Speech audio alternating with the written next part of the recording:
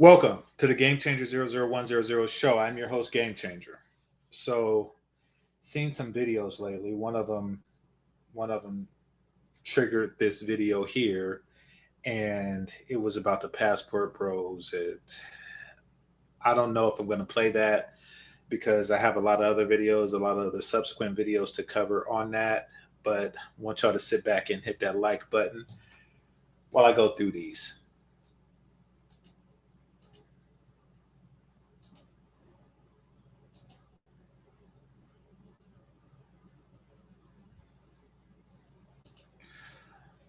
Okay, so this first one here we're going to use as the short of the day. Show you what I'm talking about. I see a lot of these passport bros going overseas to get women. I mean, what do you think's gonna happen once she comes here and she figures out your situation? I mean, she's gonna leave you, bro. Give it 1 to 3 years max. You can't cheat the system by going overseas to find a woman because you're too broke to get a girl in the States. I mean, it's the same thing, man. Okay, that's not anything with my audio. He talks very low, so I hope you were able to read the subtitles. But basically, what he said was, what do you think is going to happen if you go to another country to pick up a woman and bring her back here to the States? What do you think is going to happen within 1 to 3 years? She's going to leave you, bro. You can't beat the system by leaving the country. Yes. Yes, you can. You see, that sounds like something that you would say to a slave. In fact, that is exactly something that a not too bright person would say to a slave. Say two people are on the field picking cotton, and then they say, you can't beat the system by leaving the southern states. You can't beat the system by going to Canada. You literally can. And then he says, what do you think would happen once you go back to the South? You'll be re enslaved. It's like, well, yeah, which is probably a good reason to not go back to the South. So his mentality is, what do you think will happen when you bring her back here? Yes, that's why you don't bring her back here. That's you are you learning? Are you learning? Like, where in the Passport Bro manifesto does it say bring them back? And he said it like it was some sage wisdom in 20. What do you think is going to happen? You can't beat the system. You can't win. You can't break even, and you can't get out of the game. That's him. Let's see some comments on this. By then, her cheeks cannot be unclapped. In my opinion, it's 50-50. I see a lot of successful marriages, and then some just use their way here to get green cards. I wouldn't say it's 50-50, but I guess depending on the country, yeah. You don't know what a passport bro is. What you're describing is S3X tourism. Passport bros have remote work, move to other countries, blah, blah, blah, find a girl, get married, settle with her. Well, it covers a wide range of people. And find a girl, get married, settle in her country. Yes. Yes. Now, I wouldn't say that he's describing seg tourism because seg tourism still doesn't involve bringing them back. Like, very few instances involves bringing them back. I mean, what this guy is describing is really more akin to like a mail order bride situation, which is something that's back in the day. That's been DOA. I mean, and that's because people travel more and they at least meet the person first. In fact, I think they require that you do that. So yeah. Somebody says all D police are GA. We're going to get into that. We're going to get into that. If I have time, we'll definitely get into that. Get her pregnant, threaten to get her deported. I mean, I'm just assuming. I don't know what this one is talking about. It's still a better option for a lot of men than dealing with what's going on with American women. Every passport dude I know say they are treated way better for the same amount of effort they put in. Yes, and that's an unescapable fact. Though it's not a perfect system, it is better than anything that is going on here. Like the totality of it is it's remarkably better, even though it's extremely flawed. And that's every country. In fact, I think that, and I could be wrong, I hear bad things about London and stuff like that in England, but I think that this may be the worst possible country to be in as far as building families and relationships go, or just dating, mating, and relating, period, for men. Just saying. All right, I'm going to read one more and then I'm going to go to the next one. Hit that like button. Or actually, that was the last one. Okay. So that's a short of the day. Let's go to the next one. Send that girl $1,500 to a cash app right now. No more 50-50. We ain't playing that roommate. We gotta start treating these women like the goddesses that they are. We should be honored. You serious? That they are in our lives. You taking on a date, you need to buy an outfit before you take her on that date. Are you dumb? Do you know how honored we should be just to be in their presence? Bruh. We should not only pay for their living, assume all financial responsibilities that they have. We should feed them, praise her daily, and always remember, she is the prize. Oh, no. Y'all argue? It's your fault. She cheated. It's your fault. You are here to serve her. So stay focused. Cut. Yo, we about to do numbers. Them hoes gonna love this. All you gotta do is tell them hoes whatever they want to hear about it. Bro, what's up?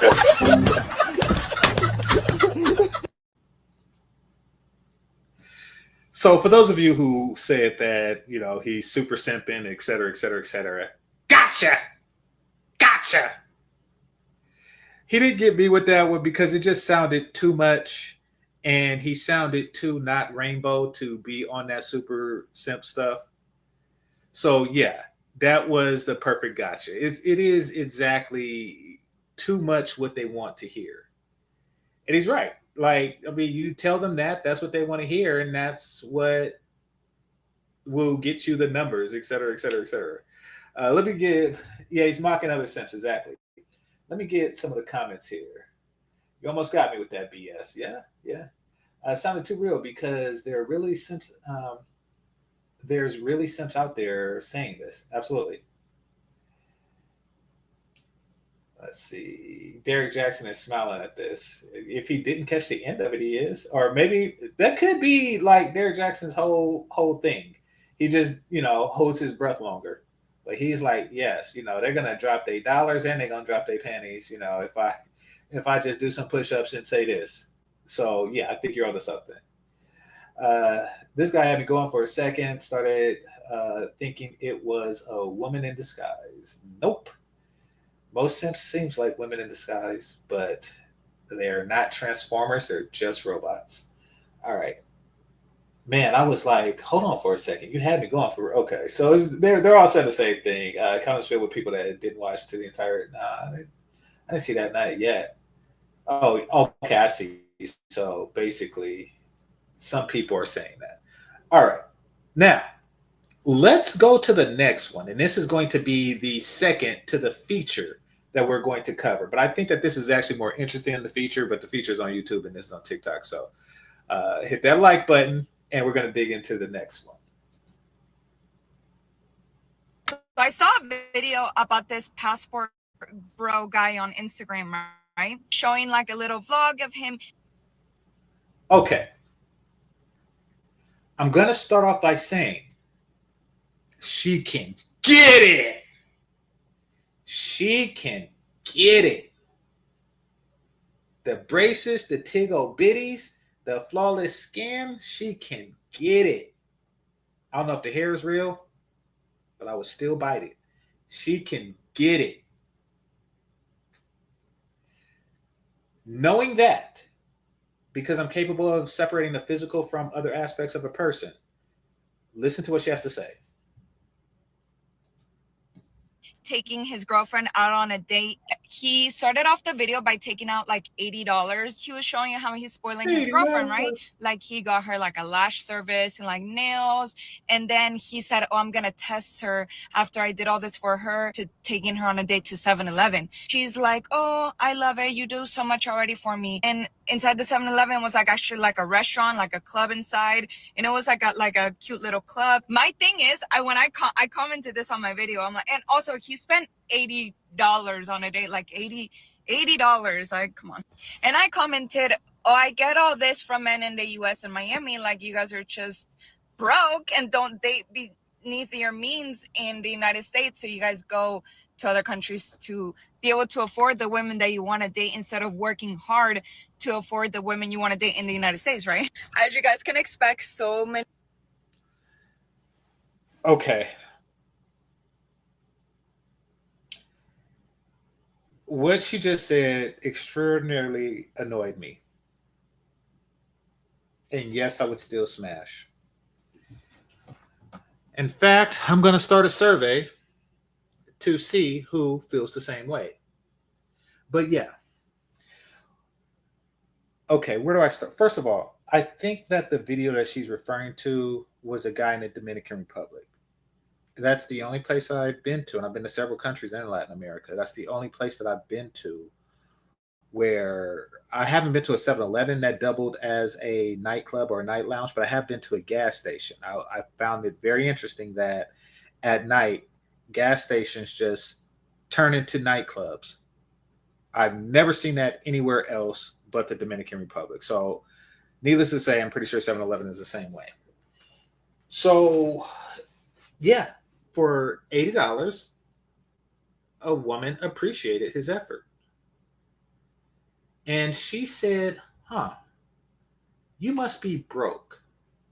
Now, it really shows the lack of understanding that women have towards all things economic.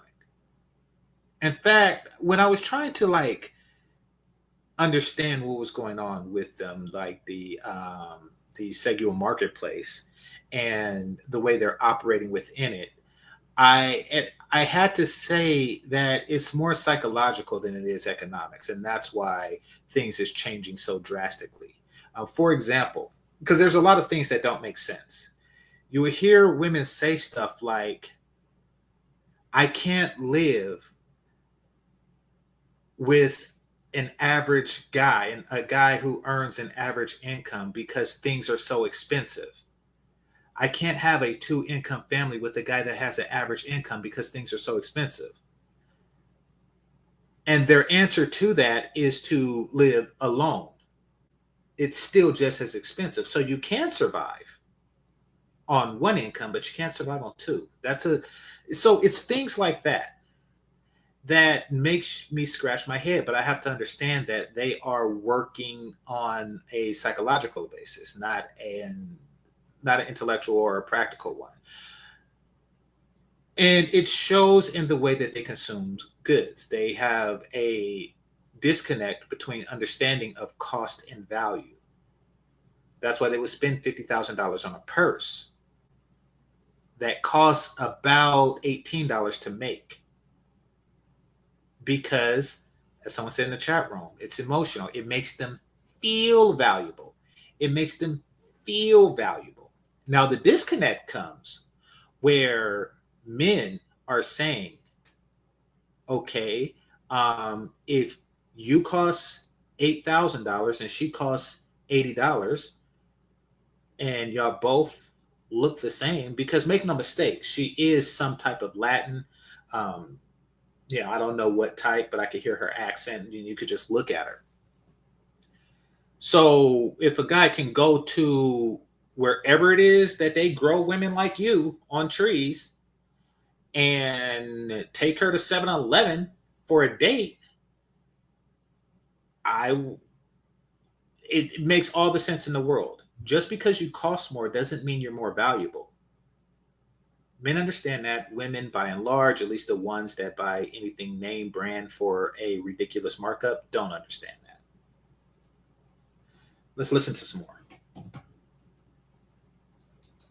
Any men got mad at me? Are we surprised that they got so emotional? My point is, and you're never going to change my mind about this, currency for women is looks and beauty, and currency for men is regular currency, like money. The society that men built for us, doesn't matter if a woman doesn't have any money, but if she's pretty, she's going to be able to get ahead in life, right? But if a man is ugly and he works hard and he has money, he's going to be able to get ahead in life, like finding a wife. So instead of this man working harder to afford the woman that he wants to have in the United States, he cheapened out. He went the cheap route and then went to another country to find a girlfriend, which is totally fine for him, right? The thing is, the men in the comments were coming at me for saying that I expect this kind of stuff for men in the United States. This girl and I are the same thing. She's expecting nice things too. She expects her man to pay for her lashes, nails, get her flowers, take her on amazing dates. The only difference between her and I, or women in the United States and her, is that these men are able to afford her. They don't have an issue with her wanting those things. They have an issue with the fact that they can't afford it in the United States, but they can cheapen out and do it in other countries. They were calling me all these slurs, saying that I'm an HOE, that I'm a gold digger, and her and I date the same. Okay. She brings up some excellent points, and I appreciate her honesty. She says a woman's currency is her looks and, her youth, et cetera, et cetera, et cetera, which that can be true depending on what she has to offer. And that actually just simply is true. Even if that's not the totality of her currency, that is still a large portion of it. Like other factors could be her fertility and, her support or whatever, other feminine values. Nevertheless, that is a large portion of it. So, and man's currency is currency. Understand that. And she said, and she's right when she says the only difference between me and a woman, who's equally attractive overseas, and I've seen them, they're equal to and greater attractive than her. The only difference is you can afford her, meaning that she costs less. Now, just because this woman here costs more, and there isn't a dollar sign on her, she's not going to say how much she costs. They never do. Well, they do overseas, but they never do, or it's really just kind of implied overseas. But she'll never say how much she costs. She's just going to say that you can't afford it. And the reason why she leaves that open-ended is because she's gauging how much do you have and how much are you willing to spend. So there isn't a cap on it. So say you have two guys, right? One of them makes 180 and the other makes 18 million a year, right? During the dating process, she's running up the tab. She's trying to figure out how much do this guy have and what percentage is he willing to spend on me. So she's going to constantly push the envelope. And then when she sees she might be losing a good thing, because it's all front end, he's going to pay, in the beginning. The clients pay first. So he's going to play in the beginning, buy her this, buy her that. And she's just going to withhold what he wants until she senses that if she don't do something now, she'll lose future payments. Which means that the people aren't necessarily broke. If she comes across the guy that makes 18 million a year and he's not necessarily broke, she's just going to string him along and he just gets tired of being strung along. Now, someone said in the chat room that the price is never fixed. That is not true. That is not true. Overseas, It is, well, it's fixed, of course, if it's play for pay or if it's pay for play. You know, you walk up to a woman and she says $40, and you're like, okay, you know, do you got change for 50? No, that's going to have to be a tip. No, I'm going to buy myself a soda and you keep the change. But that is dealing with a fixed price. You pay and you get what you paid for. This is an elastic price. So no matter the income, guys don't want to do business like that. But furthermore, it's really just, yes, I can afford one, or I can afford 10 of you simultaneously.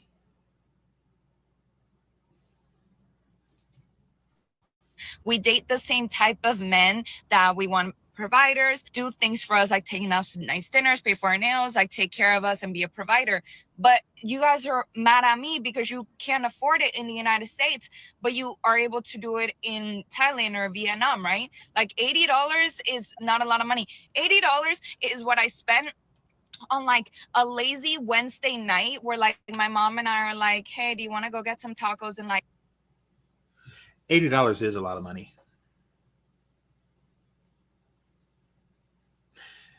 It is a lot of money.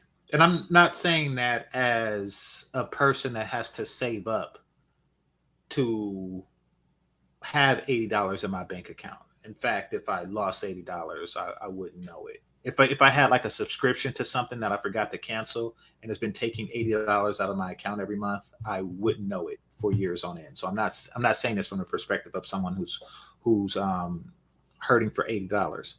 What I am saying is that if I also, on the flip side, if I get a ticket, if I walk into a 7-Eleven and I parked in the handicap zone and there's a ticket on my car and they say $80, I'm pissed. You know, if I get pulled over for being in the carpool lane or something like that, and the ticket is $80, I'm pissed. A cop give me a jaywalking ticket. I'm just saying, like, if you ever get like an $80 fine, no matter what, it is a lot because you find yourself paying for something of no value. You know, you don't get anything in return. You didn't. It was something that you spent and you didn't receive. That's always, and you didn't receive anything. From a psychological standpoint, that is like, man, that is a hit. And then when you start thinking about what you could have spent $80 on, you start thinking like, I could have took some Latin beauty somewhere to 7-Eleven and bounce chicka wow wow, just saying. So it is a lot of money in that aspect. It's really, and notice the disrespect that they have for money. And that's because they don't work as hard for it. See, it's not really a matter of the amount of money, it's a matter of respect for it. They don't work as hard for it. And that's because a lot of what they do, their lifestyle, is subsidized. Somebody, not all the time, but somebody else is picking up especially for someone that looks like her, a large portion of her entertainment budget, a large portion of it. Every time that she goes out for ladies' night and stuff, like the things that add up for men are not adding up for her. She go out, she get in for free, she drink for free, you know, blah, blah, blah, blah, blah. You know, if she's on Tinder, I think that's free for women, you know, like all of this stuff, all of these like little $80 hits adds up. You get 10 of those $80, that's $800. You do that every month, then that is $10,000 a year. So if you do that throughout your entire 20s, that's $100,000. See, $100,000 starts with $80. Well, it starts with $1, but you know, $79 more in, you're at $80. But she don't see that because while we're the ones spending the $80, she's the one saving the $80, which over 10 years adds up to $100,000.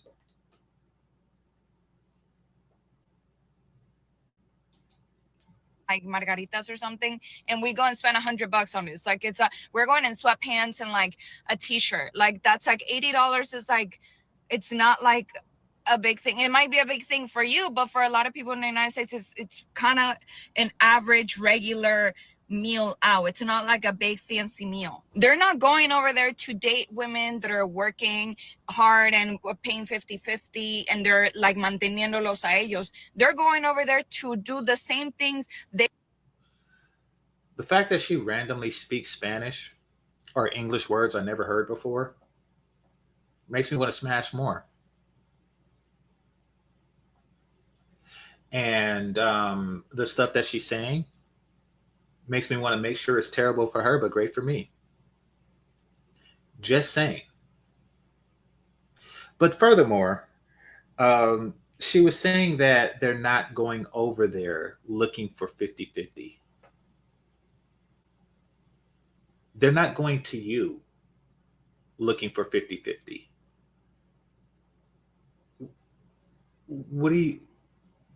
Who does that?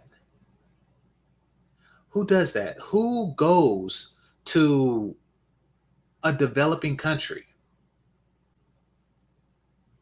expecting 50-50? In fact, let me just look this up.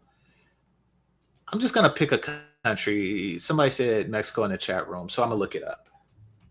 How much do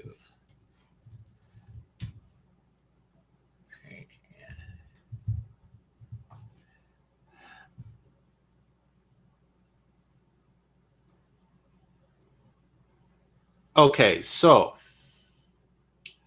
a engineer in Mexico makes around 10,000 USD annually.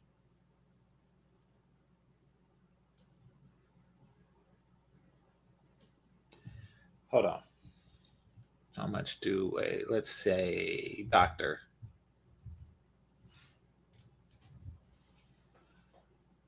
A doctor makes $12 to $27,000 annually. Who goes to a place like that expecting 50-50? That means you would have to go in whatever job in the US pays $27,000. You would have to take that $27,000, get with a doctor,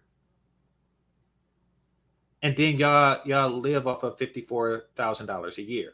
But she's a doctor and you are doing whatever it is you do. That doesn't make any sense. But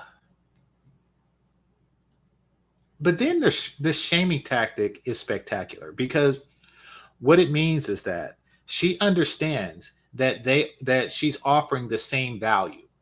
She's offering the same value at a higher cost. She admits that several times on end in the short 3 minutes and 20 seconds of this video. And she still thinks that she's somehow the better deal. And that's what I mean when I say it's poor economic understanding. It is poor. Listen, if I had a product, let's just say that product is a shoe, and I was to go online and say, y'all broke. My shoes cost $6,000 and y'all out buying the same shoes for $60. It's the same shoe, they just cost less. Y'all stupid and y'all broke for buying those shoes at a lower cost when you could be buying my shoes at a higher cost. Y'all stupid. You're stupid and broke. The only difference between that shoe and my shoe is that my shoe costs more.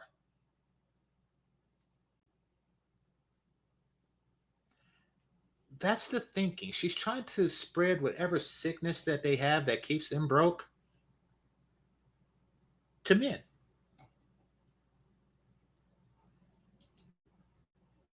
they would do in America, but they can't afford it, so they go to another country to do it. So I don't understand why I'm a gold digger and why women in the United States are gold diggers. They want the same things. It's just that you are able to afford it there and you're not able to afford it here. Imagine if a conventionally unattractive American woman was saying, oh, I can't find a good looking man to want to date me, so I'm going to go to another country and I'm going to pay him to go out on dates with me and whatever. You guys would be coming at for that woman saying she can't find nobody in the United States who she can't afford, and because she's not pretty, she's not a conventionally attractive woman. So just admit that you're broke and you guys can't afford to date the types of women you want to date here, because I'm sure there's a lot of women.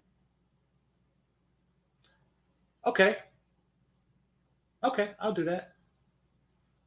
I'm broke and I can't afford to date the type of women that I want to date here. Now what?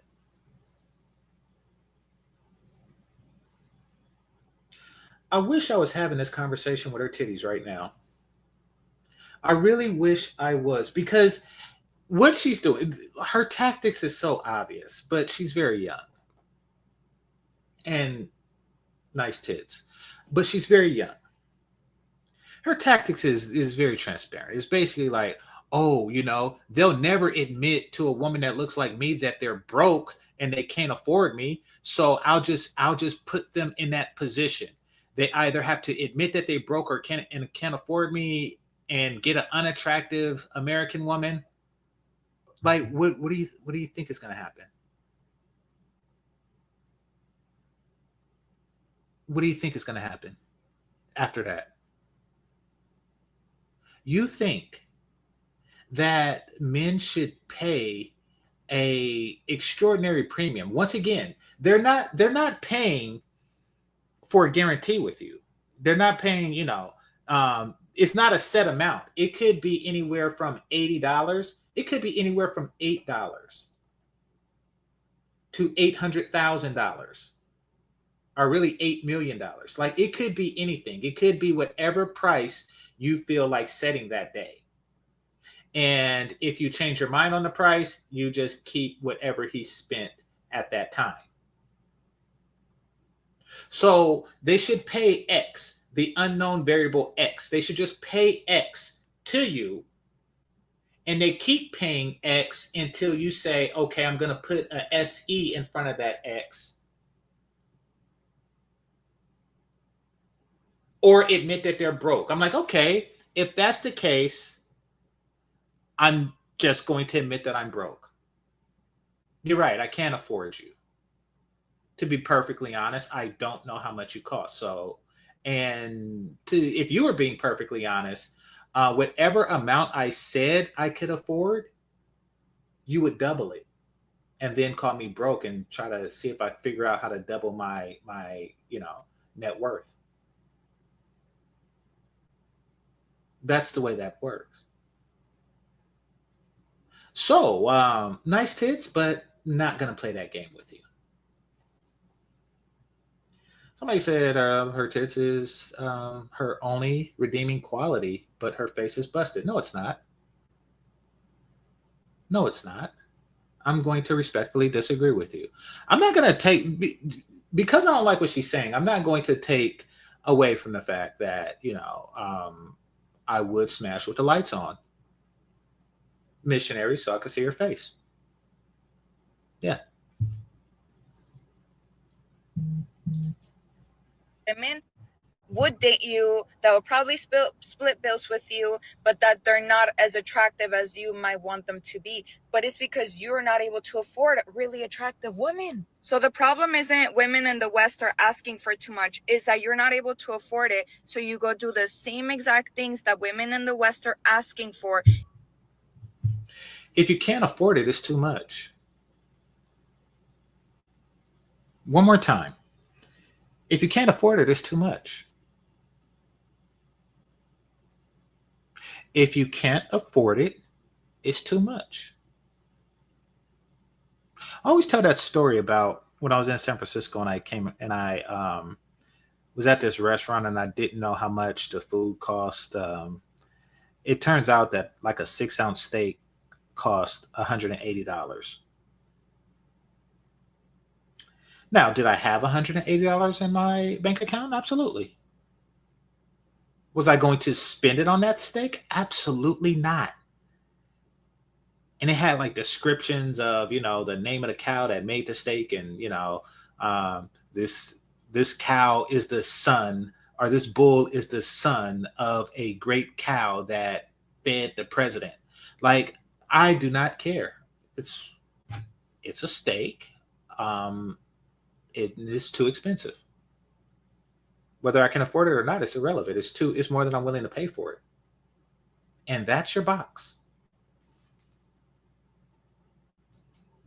And do it in a price that you are able to afford. And just admit that women in the West don't have a problem with you doing whatever you want to do, because we're not looking to date broke bums. But just admit that you're doing the same shit you would do if you were actually rich in the United States. You're doing it in another country just because you can't afford it here.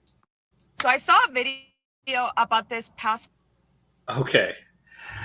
I swear, when they do this whole just admit it, they think that that you're suffering from so much shame.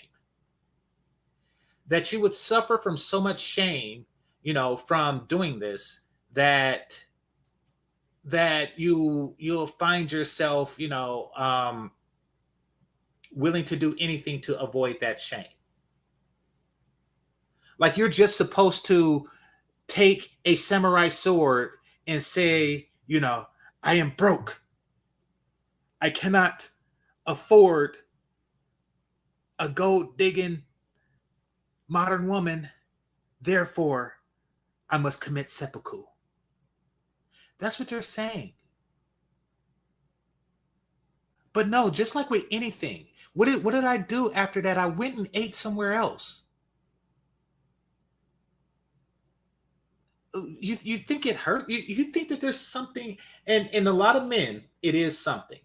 There is a thing there to where they feel shame because they can't afford X. They can't afford the elastic price that a woman is putting on herself, and that will continue to expand. The more money you have, the more it'll cost.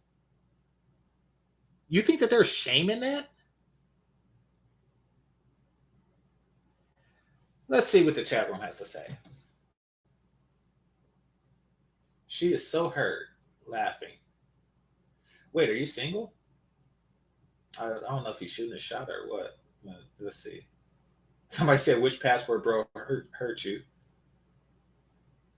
They cracking up at that. Okay, let's see. Don't listen to her. Single men with money are happy. Yeah. I mean, don't get me wrong. They'd be happier if she was at a reasonable price. Or if she was actually like a traditional cooperative woman, but happy nonetheless. Which passport bro hurt you? I'm dating a woman from another country. It's not the money for me, but she's just an amazing woman. Okay. FYI, passport bros are not broke. They just want to find a better woman than what their country has. Yeah. Good way to look at it. Lights are on, but nobody's home. Nobody's addressing the fact that they still smash. Like, all right. Let's see. Yep, in Colombia, the U.S. dollar goes a long way. So these guys are not fazed by this. They're not fazed by this, oh, yeah, they broke and blah, blah, blah, blah, blah, blah. Are you mad no one is coming to the U.S. to marry? I think Dubai is probably the only place where a person would splurge on an American woman. What did you say that wasn't common knowledge? Good point. He's just working smarter, not harder. And that's actually the best comment. That is the comment of the day. He found the cheat code, work smarter, not harder. Okay, so that's someone that listens to the Manosphere. Who cares? It's not your life. Let them live. But if it makes them happy, good for them. The judgment is crazy. Well, it's crazy that someone would care about her judgment. Listen, to this woman, there's nothing you can say to drop her panties. There's no type of pandering that you can do that is going to drop her panties. And you want to just as much as I do. You know. Send that girl $1,500 to a cash app right now. No more 50-50. We ain't playing that roommate. Gotta start treating these women like the goddesses that they are. We should be honored. You serious? They are in our lives. You taking on a date, you need to buy an outfit before you take her on that date. Are you dumb? Do you know how honored we should be just to be in their presence? Bruh. We should not only pay for their living, even if you was serious like him, she still wouldn't drop the panties for you. She just would be grateful because you advocated her cause, and it would end there. So simps, listen, men, there would be more simps in the world if you've seen a bunch of simps walking around with women that look like her. Ain't no future in your simping. Like the simps of old, the hippies and stuff like that, and the Mother Earth Queen goddess of the 70s and stuff. There was a reward for it, and that reward was called free love, man. Like they actually got it.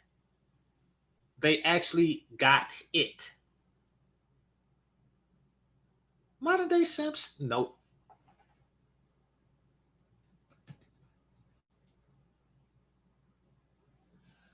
All right, let's see. All I have to say is 18 to 28. After that, it's a wrap. 100, keep the same energy. That didn't really apply here. Broke. It takes $2,000 just to get a flight there. Where is he talking about? But he brings up a good point. I mean, it costs money to get there. So to get to wherever he spent the $80, he spent, he bought the plane ticket and the hotels and stuff to get to that place.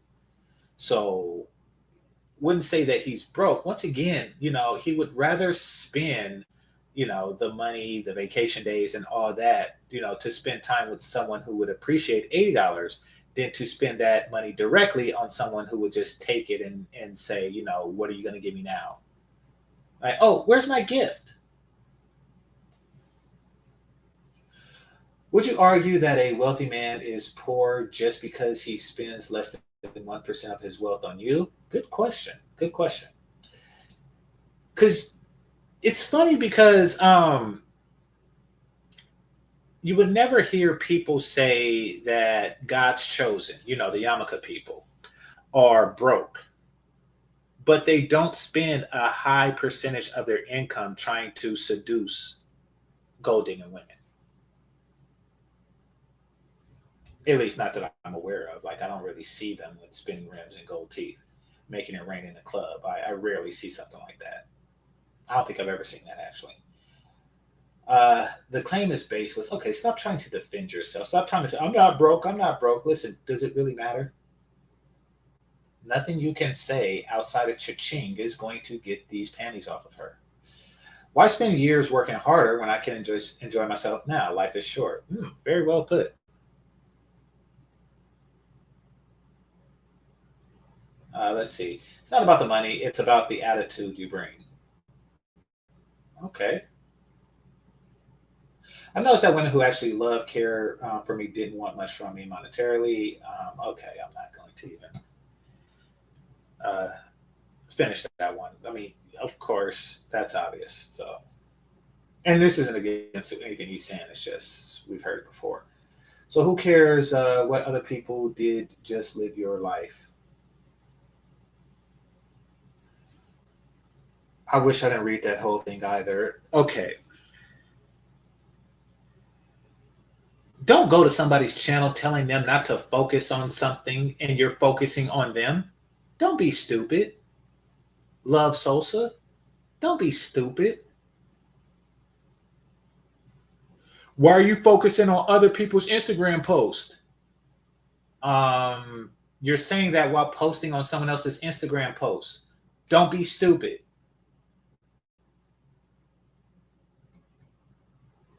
If you're not jealous, why be mad? Yeah, I don't know. To be honest, I do think that it is part that she wants that $80 too. She wants more of the ability. First of all, she wants a guy who is an average earner to work harder to become an exceptional earner so she could take advantage of him.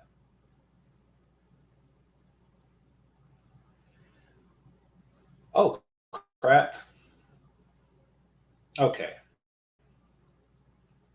Listen, her name is Latina AIV, whatever that is. We're not really supposed to know. Oh no, I guess Latina has two A's, so it's Latina IVY. But we're not really supposed to know what the second part of that whole Ivy thing is. She just wants to point out that I am Latina. Why? Because people are attracted to certain ethnicities more than others. And she wants to make herself more attractive, so she puts Latina and she has her tits out. Like, yes, I want to be seen because I want to cash in as much as possible on my pretty privilege. And I do know that there are ethnic advantages with that. You're not slick. I see. I see you. All right. Moving on to the main event. Hit that like button. All right.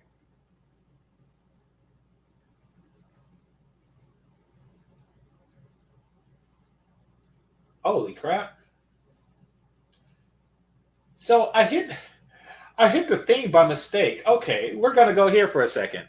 We are going to go here for a second. I didn't know TikTok had pages like Instagram.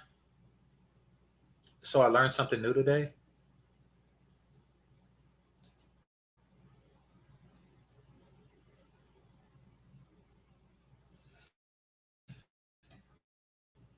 All right.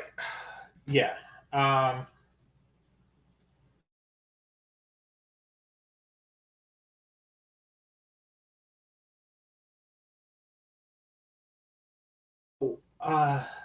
yeah.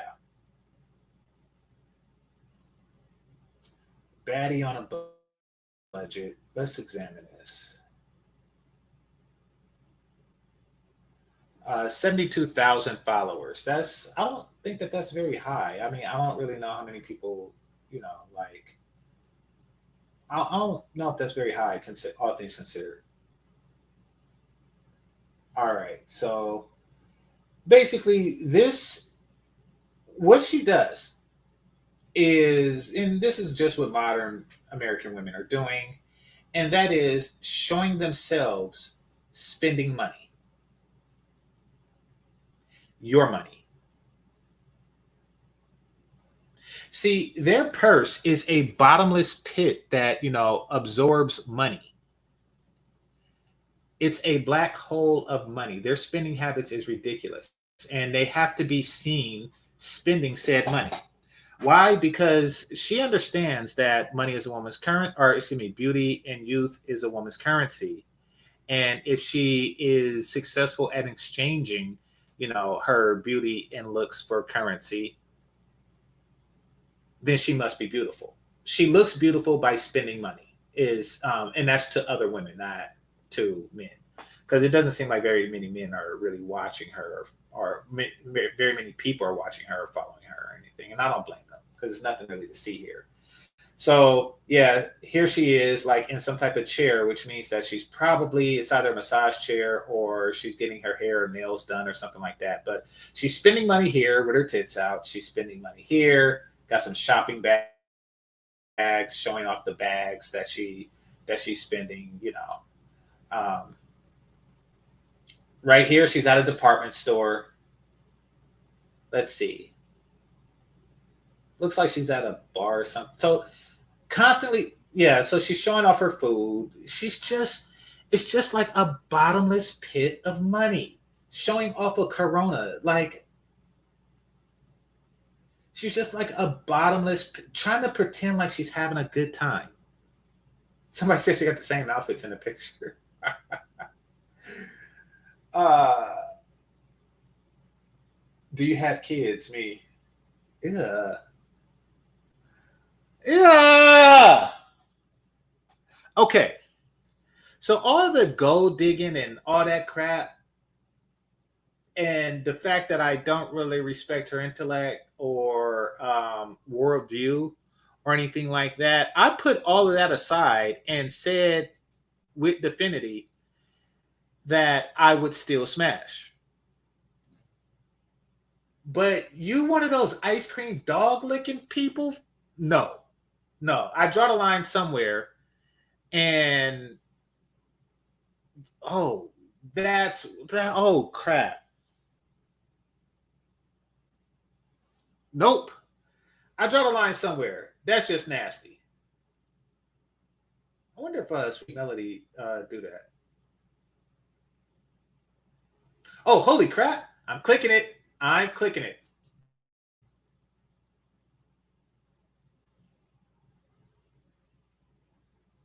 This this is so fucking embarrassing, y'all. I literally drive to this store that's so close to my house. It's called Discovery, and it's like a clothing store that I've been coming here for years, and it's such cute clothes, like little Fashion Nova type like clothes. And I've sworn I paid with my Amex here before. And I know first world problems. I know, dumb as hell. I know, but I need the points, bitch. So even like through McDonald's, I pull that shit out because I need the freaking points. I don't be spending money like that.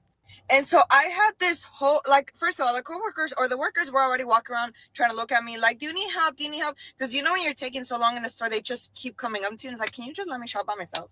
Like, I had my AirPods and they were not being rude or at all, but like 3 of them came to talk to me individually, and I'm like, bro, I'm wearing spandex. Like, if I was gonna steal something, you don't think and I didn't have anything on me except my phone and my key. That's it. Like, how am I gonna steal something? You know what I'm saying? Like, I don't have like a big purse or nothing. And so I had a whole rack of clothes in my hand, and she was scanning them and everything, and it was almost like $100. And I scanned my Amex. There's a line behind me, and they're like, she scans and she's like, oh, what card is that? Because I did my Apple Pay, sorry. And I'm like, it's an Amex. And then she's like, well, we don't take Amex. And I'm like, bro, I sworn shopped here with my Amex. And then she's like, and I started to walk away. She's like, do you want me to hold it for you? I don't even know where my debit card is, bro. Like, what the fuck? And I always pay here with my Amex. Like, I don't know why. She's like, we don't take it. I've done it here before. It was just so embarrassing. I've literally never had to walk away from somewhere where I had a bunch of stuff ready to cash out and walk away without the stuff. Okay. That was a wasted minute of my life. When she said declined, I thought that it was declined, like it was over the limit or something like that. I didn't know that what she meant to say is that they didn't accept AMX. And yeah, and it's like her whole world crashed because she couldn't get $100 worth of clothes because her AMX did. Okay, so I want you to take that mentality. Actually, that wasn't a wasted minute because we're going to use this. I want you to take that spoiled, bratty, oh, my AMX didn't work and I couldn't buy $100 worth of clothes at random, even though I'm going to wear the same white t-shirt because it's the one that hugs my titties the best. But I couldn't buy this $100, I don't know, whatever. I couldn't do that. So I'm upset. I'm so upset. I want you to take that. And then I want you to imagine a equally beautiful woman in Mexico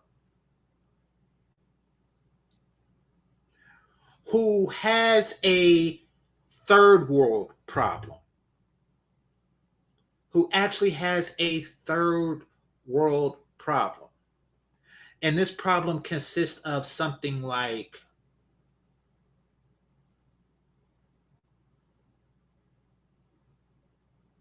the cartels closed down my family's restaurant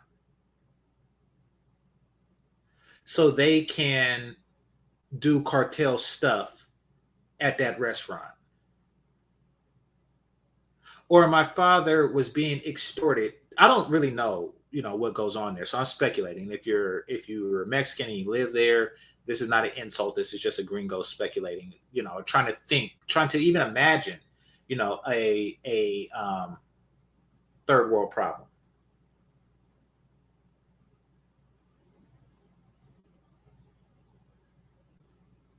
Actually, I got one. I got one. Your family owns a laundromat and the machines are broken and you can't afford to fix them.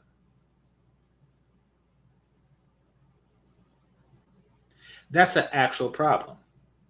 Oh, perfect problem. You don't have a stove. You don't have a stove.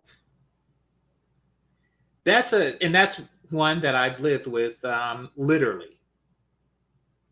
So an actual third world problem is a woman, an attractive woman without a stove. And a guy comes along and buys her a stove. And that stove costs, say, $100, right? Now, what do you think the level of appreciation would be? Say you was in the line behind her, and a guy came up behind her and said, "Yeah, I'll get your stuff for you." Do you think she'll appreciate that? You think she's going to drop those panties, or is she going to say, "Yeah, yeah, yeah, yeah, yeah. It's only $100." You know, like when I'm going with my mom, to Chili's in sweatpants, I pay $100. $100 is nothing. That's what she's going to say. If you came up behind her and say, "Don't worry, put it on my tab," she'll just say, "Yeah, it's just $100. That's nothing. That's nothing." But there are places in the world where $100 would buy enough rice to feed them and their mother for about 8 weeks. Just saying. So you think that we want to spend money just to hear an entitled woman like yourself complain or say that what you just did was nothing? The nerve of you.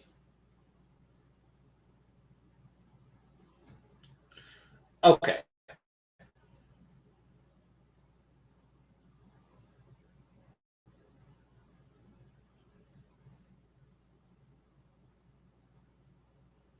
Oh, here's another t-shirt.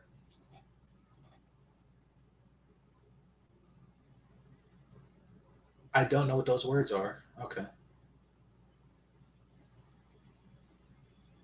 So it shows her buying more stuff.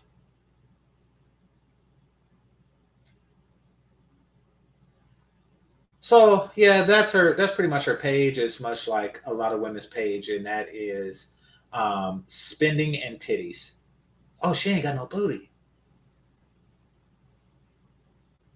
I'm not much of an ass man, but she don't have one.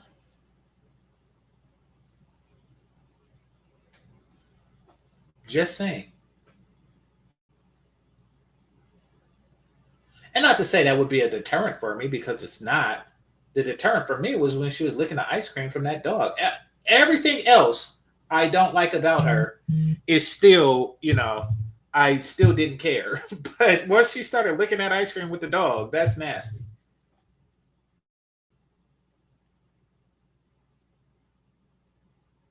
Oh my gosh.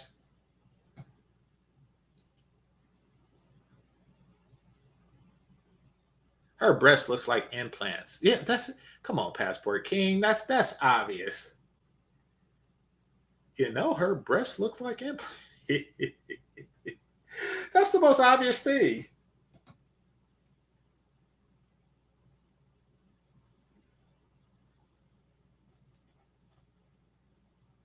Oh, why is she saying Spanish stuff? Okay, that's just a yeah. So it's just tits and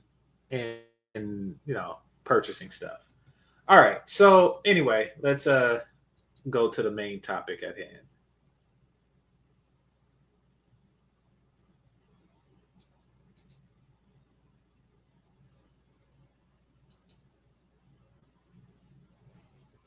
Said I hate fake breasts. I'm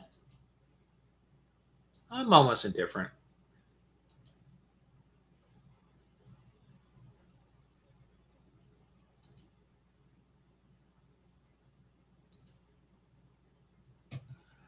I don't know what he is, but he's something. and he has a hat on from a Bass Pro Shop. Let's see what he has to say. About passport bros. Let's get into this shit. All Okay. of y'all baby daddy boy this weekend. All right. I'm going to point out the obvious.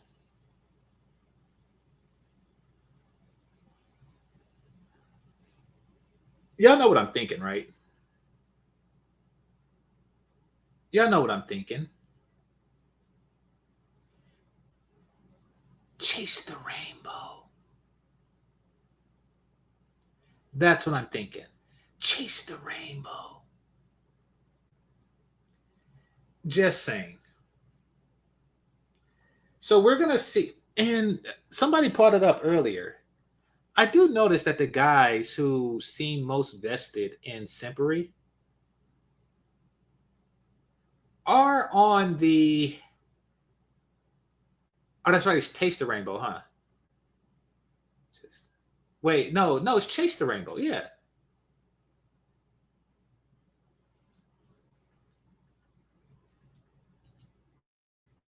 I traveled to Cartagena to meet one of my friends who was traveling from Ecuador just for the weekend. Okay. So far, his story is not making any sense. What he's saying is he went to Cartagena to meet a friend who was traveling to Ecuador, and he stopped off in Cartagena. So you went from the U.S. to Colombia while he was on his way from Ecuador, stopping at Colombia to come back to the States so y'all could come back to the States together. That's kind of, I don't know. That doesn't make much sense to me. I didn't know where I was at. It was black men as far as the eye could see. I took a little video while I was in the immigration line. They was grouped up and duped up. You hear me?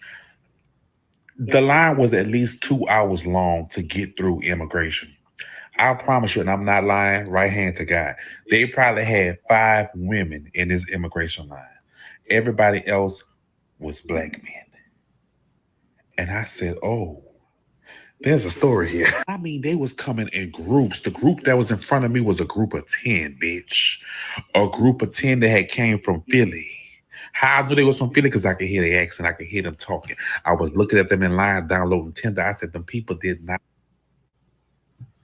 Wow. So think about for a second how creepy this guy is. Like, you out with your boys, you about to go to Cartagena, you downloading Tinder, and then there's just this guy listening to your accent, scanning you and taking pictures.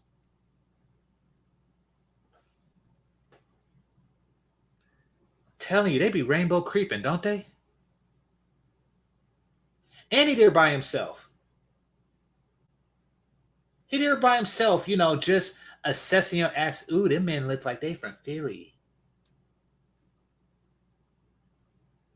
They look like they got that foot-long cheesesteak.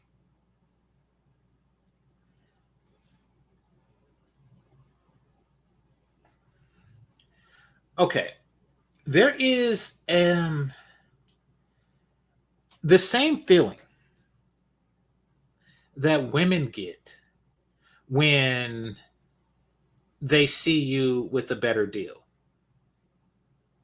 Men like him get also.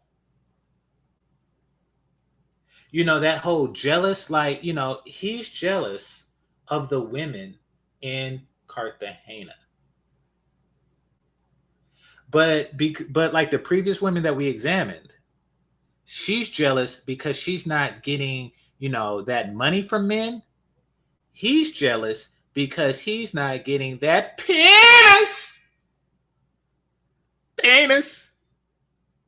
He's jealous because he's not getting that penis. He looked at those 10 penis and said, oh, damn. They hetero. And they out there messing with them Cartagena women. Oh, and by the way, they are beautiful. I've been to Cartagena. They are beautiful. I didn't experience what he experienced because I didn't fly out of Miami to Cartagena. So I don't I flew from another portion of Colombia to Cartagena. So I didn't really see what he's seen on the way there. He said definition of penis in me. I fucking lie.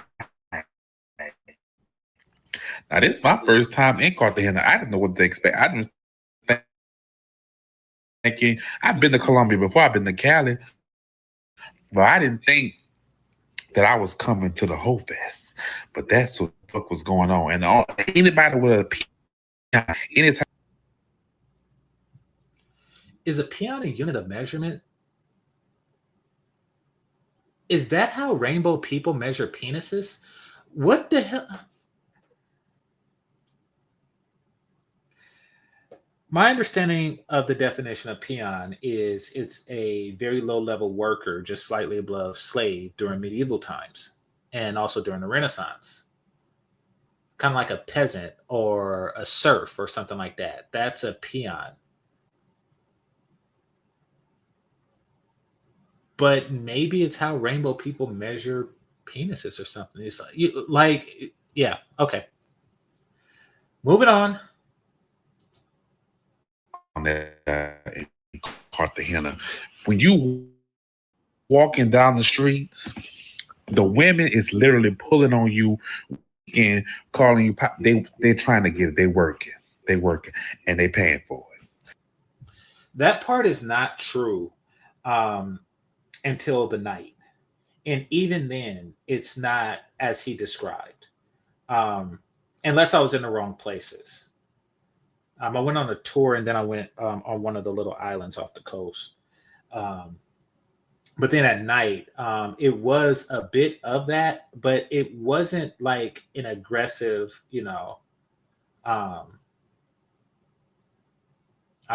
please let me have some of that D, let me get some of that money. Like, you got $40. I didn't get that. In fact, when I was in the nightclub, they had a hip hop nightclub there. And when I was there, it didn't really seem like the women was looking for clients at all.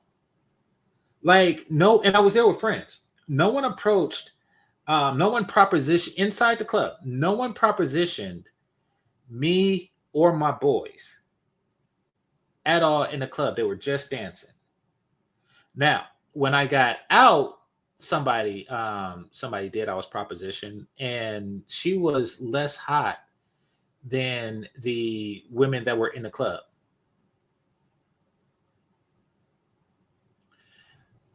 So yeah, make of that what you will. And I'm not saying it didn't happen, because it happened when I got out the club, or maybe they had a policy in that nightclub. Who knows? But maybe they have a no-ho policy. I walked out and I got propositioned, and I would say I got maybe like 5 times.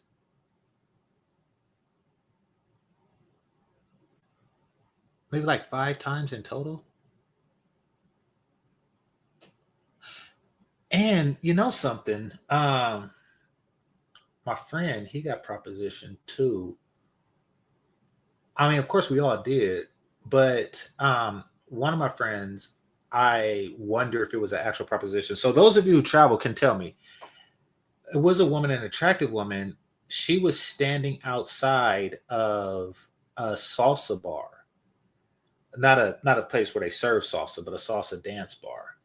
And apparently she needed an escort to get in. Maybe she was a working girl. Who knows? It was a lot of white people inside. that come from places that's not America. I could tell that like the salsa dance. And so as I assess the situation, once again, y'all can tell me if I'm wrong. As I assess the situation, she was a working local woman who wanted access into this particular nightclub that didn't allow working girls, unescorted working girls. So she asked my friend to escort her into this salsa thing. I don't know if he played his cards right. Would he have gotten, I don't know, a BJ, a HJ, or something like that? You know, it's like, hey, you want in this club? You got 5 fingers and a mouth? Just saying. You know, I don't know. Like, I don't, I don't know if he played his cards right, what would have happened. But y'all tell me what the game is. I know things are hustles everywhere, so y'all tell me what was going on with that situation. Anyway, let's play some more of this. They paying for it. They down there buying coochie. And the people that's from Cartagena looking at us, because I'm in the fucking line too. They looking at us saying, just look at them lined up to come buy some cat. All the way in South America. Y'all didn't lie. I thought y'all was lying. I thought y'all was bitter because, you know, these black men is out here traveling and they got their passports. And that's why I was just so happy that black men just had passports and they was, you know, seeing the world. No. Them motherfuckers is lined up to go participate. And you know what? I ain't gonna say too much on some prostitution. But all I'm gonna say is y'all was right. And I apologize. I have never seen nothing like this in my life. Child, they was walking the streets of Cartagena in packs, like a packs of wild dogs. Looking for cats. Okay. The host of this is a weirdo, but we'll get into him after we get into, you know, the guy that's zestfully clean. Wow. The jealousy of Cartagena women that he has is just ridiculous. He actually thought that he was going to get some peen. He actually thought that he was going to get some peen from somebody, hopefully from Philly. It seems like he has a type. And now comes the disappointment. But nevertheless, notice his tactic is the same as the woman's tactic. It's shame. Listen, fellas, if you want to buy some booty, buy some booty.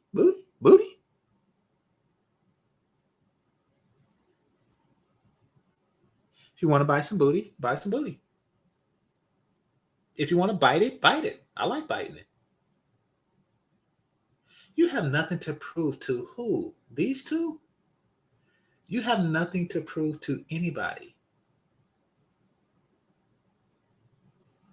So, and it's funny that he puts the label passport bros on these guys, but it really don't matter because, you know, it is what it is. It's not a closed organization. So, but men since the beginning of the invention of the wheel or an elephant or a horse to ride on have traveled and purchased booty. That's just what it is. But only black men are made to feel ashamed of that. And see, this comes with a poor understanding of economics that black men have because it's not that they're stupid, though many are, but it's because they're raised under this regime. And I'm going to tell y'all, hit the like button. I'm going to tell y'all, the most powerful sentence a man can ever say to a woman. And this is the sentence that is most hated by women and most loved by men. This is the most hated sentence that a woman will ever hear. And this is unfortunately a sentence that very few American men, especially younger men, have said now. Somebody guess. I'm going to give y'all a chance to guess. I'm going to give y'all a chance to guess while I adjust my Netflix to rewind to the part that I fell asleep on what's the name of this show?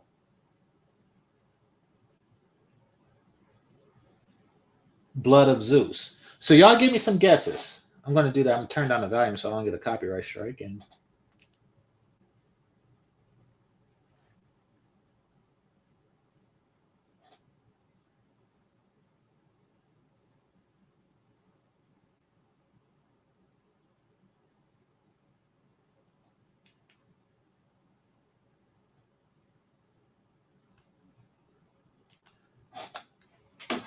bullseye.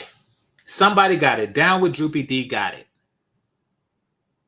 If you want, someone else will. That is the most feared statement that a woman wants to hear. The whole feminist movement, the whole womanism, this whole gender war is just women retaliating against those words. Everything Black women do is to prevent Black men from ever being able to utter those words. Those words being, if you won't, someone else will. These 6 words, sweet and simple.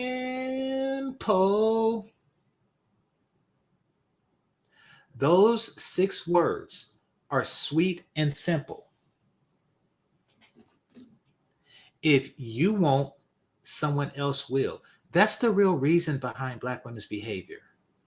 That's the reason behind the jealousy of white women, of light-skinned women, et cetera, et cetera, et cetera. Because, if you're a Black man and you date white women, then you can rightly say, listen, if you won't get me a sandwich, someone else will. If you won't, talk Spanish to me and rub my feet, someone else will. If you won't let me bite your booty, someone else will. They hate those words. They avoid those words like the plague. They do. Now, what they have done to their own sons, to their own children, is they try to make a world where you can't say that. And the only way you can't say that is if you are limited to and only to sisterhood women. You see, if you are a super pro Black, I never trick and I never, I only dip my ink in a sister, a soul sister. I got to get with her. If you find yourself in that situation, you have nerfed your ability to say those 6 words. If you won't, someone else will. And that's what they hate the most about Passport Bros.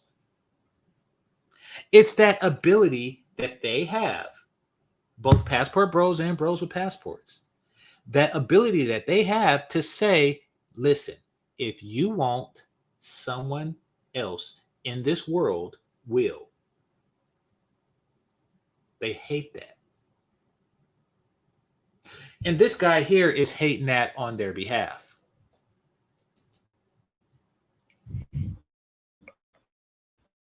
I'm speechless.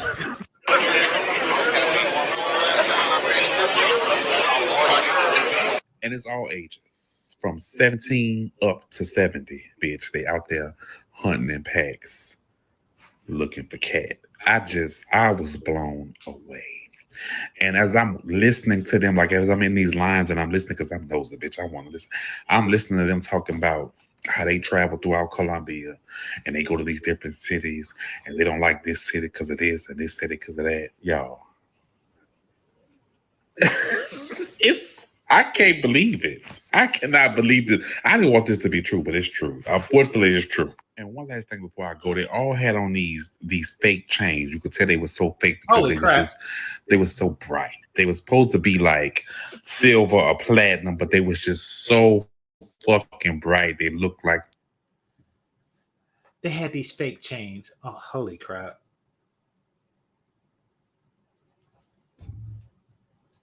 fucking aluminum on their neck, and everybody had these fake diamond chains on. I said, "This is." I don't want to be here. That's what I got on the plane. I said, I can we bring me back, bring me to another destination. I don't want to be here because this is a lot. This dude is hilarious. I've heard about the passport bros before. I feel like he's talking about it's all black men lined up. I mean, I'm pretty sure like white men do that too. You know, if you go to Thailand, you're gonna see a lot of white men with all the Philippines, all those places. Oh, this dude. He looks like he's related to Hank Hill from King of the Hill. Let's start there.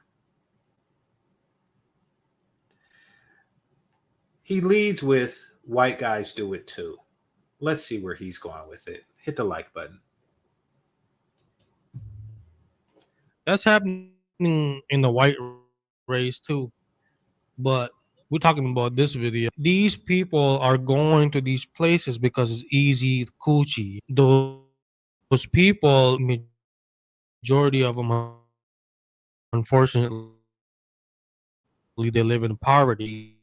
And I mean, pretty much. Yes. Go on. Get to the bad part. Get to the bad part. I wonder if in the history of my home city, Oakland,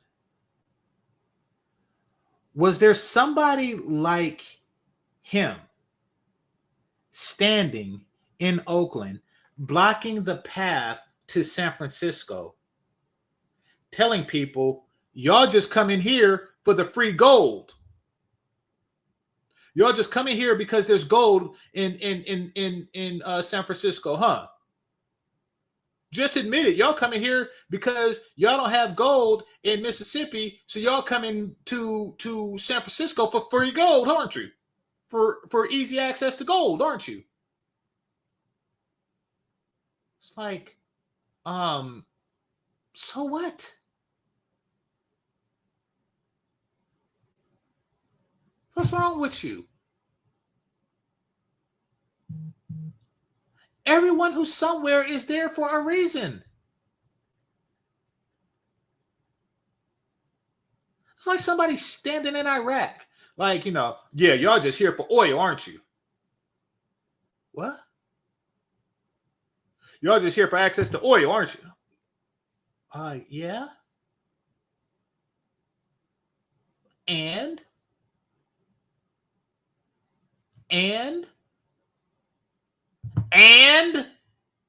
it's that stupidity, I swear. They think, oh, these bitches really pulling me to the side and winking at me because they really like me like that. No, they're looking at you as. No one thinks that. No one thinks that a woman that pulls you to the side on the street and offers herself at a price really likes you. No one thinks that. The straw men that these people create is spectacular. I gotta tell you, it is extravagant. It's like, oh yes, there is a black guy out there that's walking through the streets of Cartagena and seeing these beautiful women approach him and ask for money and then say, oh, I think she likes me. Oh, I think no one is thinking that. You're not telling anybody anything at all.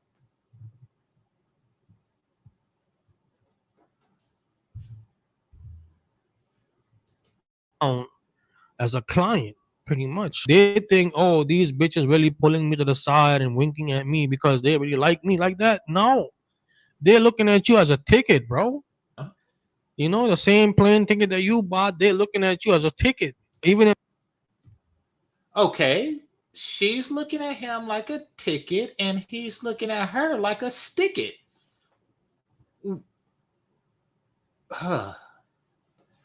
My head hurts. My head hurts from such stupidity. they start a relationship with you, they're gonna start asking you for some money. Yo, I need to pay my rent. Or if you want me to continue talking. Yeah, American women never do that. You got me there. American women never do that. I mean, ever. They don't say stuff like, yeah, so we're about to meet up. I'm about to go get my nails done. Do you need my Cash App? They never say that.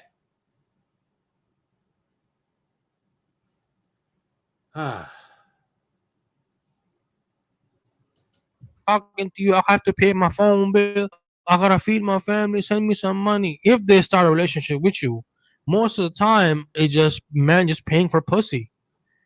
Why you have to go to Colombia to pay for pussy, man? You could buy pussy in fucking America, but I guess it's way cheaper. You can buy coffee in America. You can buy cocaine in America. But for whatever reason, they would prefer to buy it there. I shouldn't say for whatever reason. I mean, I don't drink coffee or, use cocaine, but I'm pretty sure that if you go to a source of something, put it like this, some places have better stuff. Some places have better stuff. So like Wisconsin has better cheese. What's it called? Florida has better oranges than Wisconsin. Nebraska has better corn than Florida. California has better weather than Michigan. Some places have better stuff. So you go there for access to that better stuff.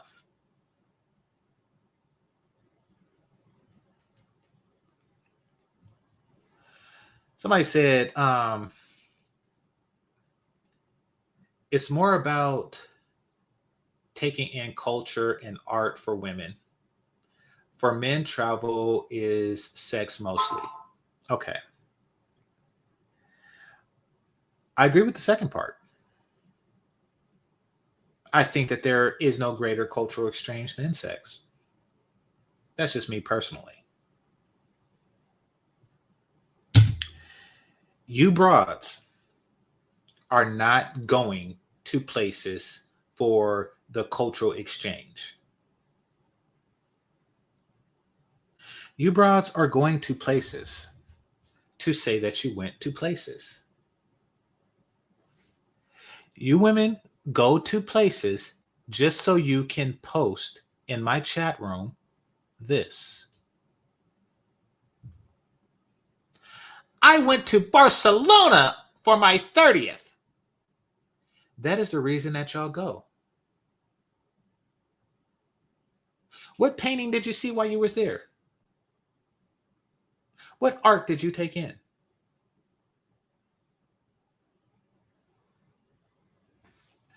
Women travel just to say they traveled. See, not having families has left a hole in a woman's life, a hole that they try to fill through validation of other women. So they travel, they take selfies, they post, and then they, just to tell their friends, like, yes, I went to Barcelona. It was so beautiful. The hotel was just so lovely. It's like, oh, okay. You went to a place, you sat in a tour group, and you took pictures of sights and crap. There's no art, there's no culture. You was just there with a bunch of other traveling broads.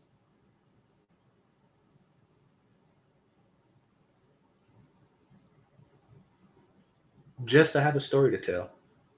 I see it in my travels. Like you're just doing stuff to say you did it, and that's fine. And I'll admit, I mean, sex is a large part of the reason why a lot of men travel.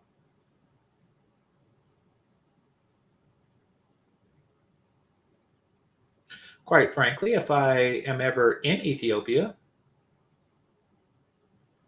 I would much rather have sex with a bunch of Ethiopian women than to, you know, experience firsthand the art and history of Ethiopia.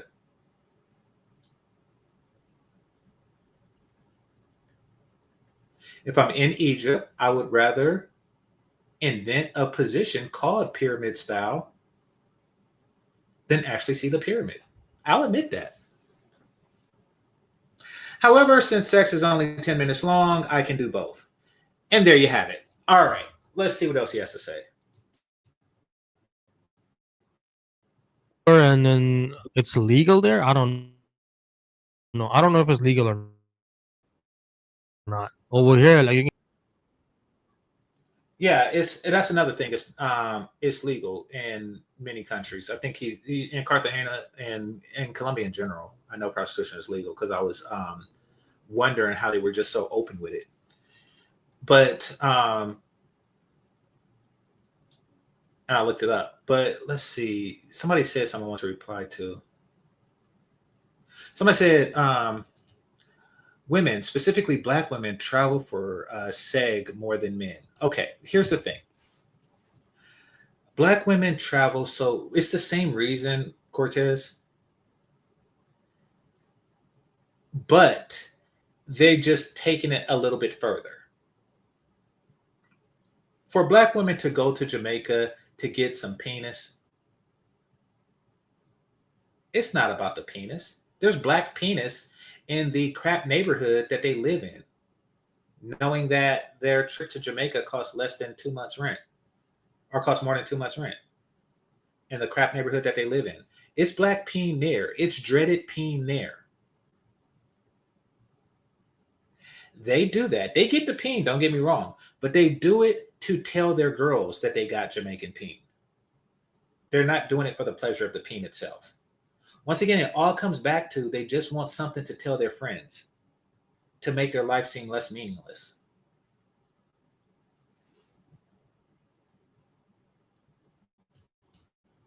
next to watching porn. If you're paying for pussy, that means you're pretty much like killing yourself inside slowly.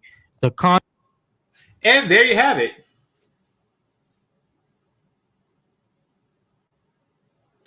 There you have it.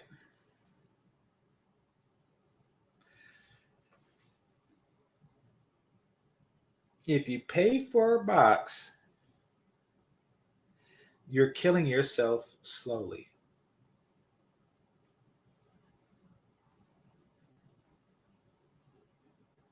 I'm pausing because I can't believe such stuff is uttered.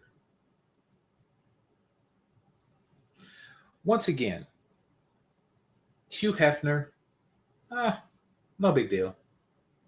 Like any wealthy white person does it. It's not killing yourself.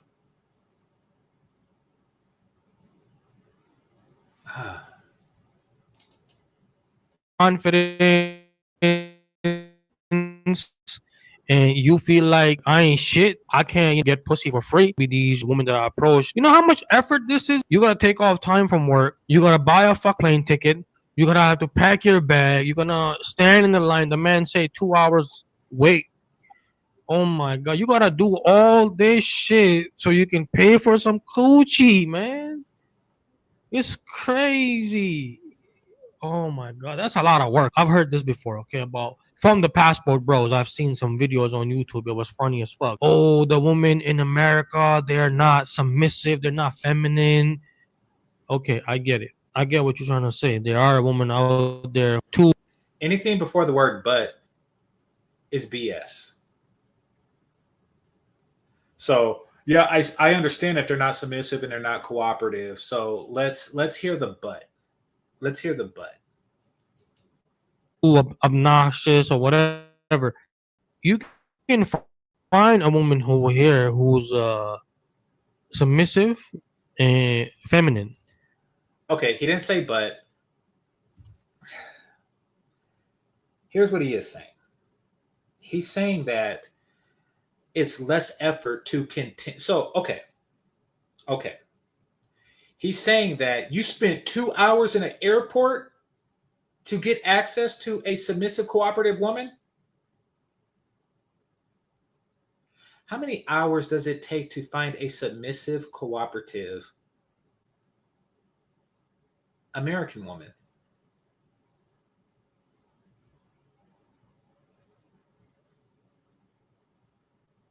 How much effort does that require? I mean, sometimes you could just hit it out the park and find it, like, on your 18th birthday or something like that. But, how much effort does it take?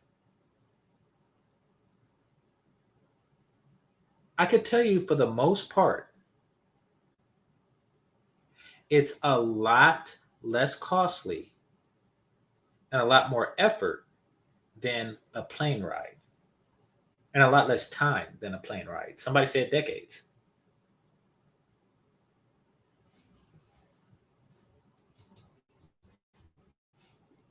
Absolutely, you can find a woman over here, but you guys are not trying. Oh, good question. Somebody says, how fine is he? How much money does he make? Okay. Let's explore. Let's see. How long does it take? Well, I guess you can't Google that directly, but let's see. Think I can find an adequate answer for you, Bum. Your question is, how fine is he and how much money does he make? Okay, let's explore that. Let's explore that.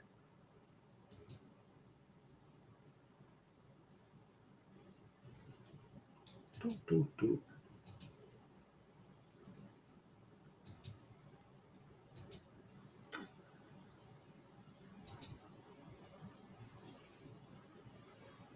All right, so I have a penis. I don't know.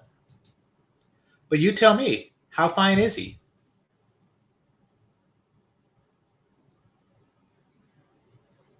Just rough estimate. How, as a woman, as a, presumably heterosexual woman, how fine is this guy here?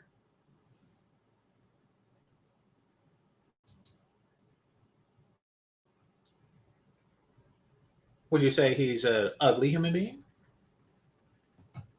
He's an unhandsome man?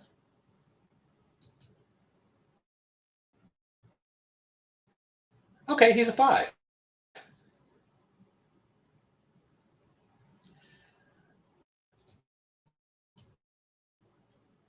Let's see how much money he has. Michael B. Jordan is a 5. Fellas, I want y'all to pay close attention. No matter how many push-ups, sit-ups you do, you'll still be called a 5 by American women. All right. Let's see. Michael B. Jordan, net worth.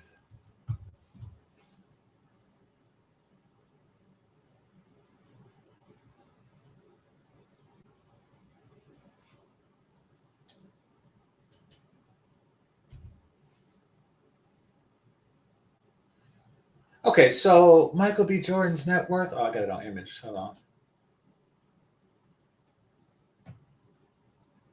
$40 million as of this month. 40 million.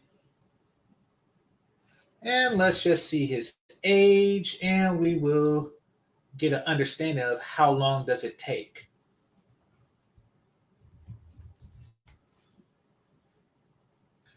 $38. 20 adult years. 20 adult years. Many of those 20 spent as a millionaire. Even though he's only a 5. I mean, he did. See, the thing is that he did everything he could to the best he possibly can.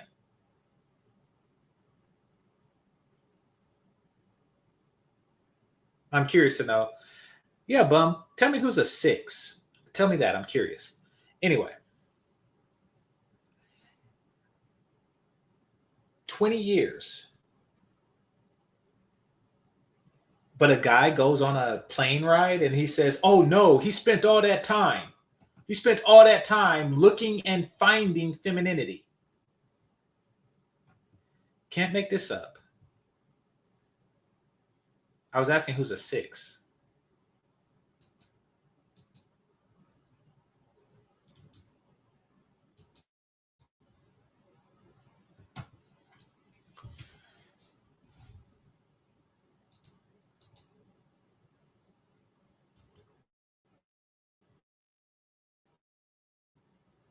Trying. And you guys don't make yourself a prize. You guys don't make yourself a catch. Wherever you go, in a poverty like third world country, right? And then you fall in love with this woman, and you think that she in love with you, but the thing is, if you bring her here and you don't show her you are a masculine man and you can really like bring the feminine side of a woman, they are gonna come over here and eventually be masculine to you because they don't see you as a leader. So if you cannot, what I'm trying to say is this: if you cannot find a woman here to be feminine to you and let you be the leader,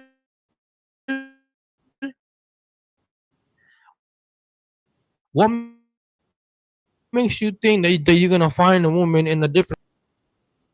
That is just complete and total stupid talk. Not only are females drastically different culturally, depending on what country they come from,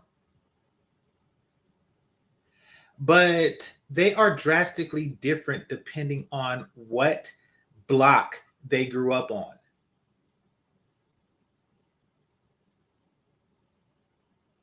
If you live in a city like Oakland, you could literally say, man, the girls on 92nd Ave are bad, but they got some ugly bras on 98th. You can literally say that. 6 blocks away. You can literally say that. And that's any major city.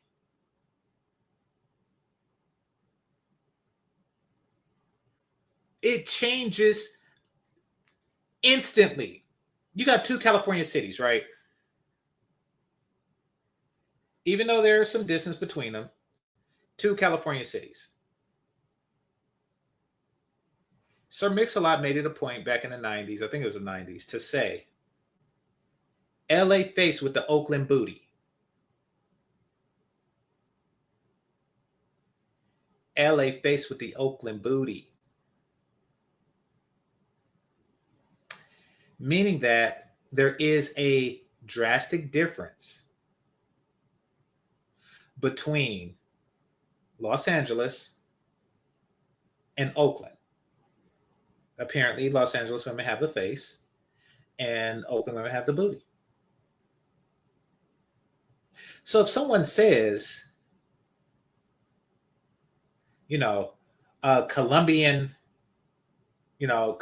temperament with American women don't really have anything. So yeah, that men want in abundance. But nevertheless, y'all get my point.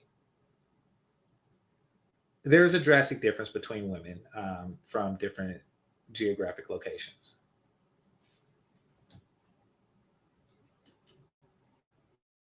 Same type of hormone, same type of mentality, right?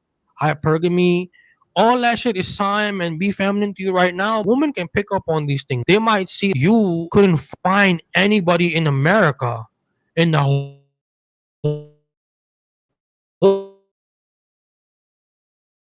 America. You can country. I don't know anybody that actually scanned through the whole of America. Quite frankly, you shouldn't have to. You see, this is where stupidity comes in. This statement is the equivalent to saying you couldn't find any fish in the whole of the ocean, so you had to go to a fish market, or better yet, because strawberries grow in the wild. You couldn't find a strawberry in all of New York, so you had to go to the store and get one? It's like, what, you want me to just go into the subway hoping that I find like a strawberry bush that just grew between the cracks?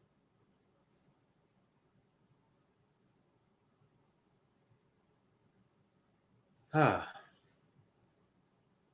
All right, let me check on something that was said here. Let's see. Here we go.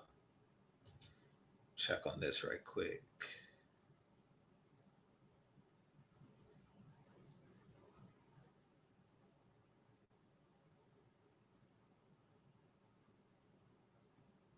Okay, I'm looking at the person that she said was a 6,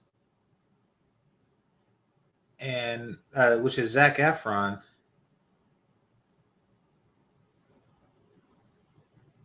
It doesn't mention his wife either.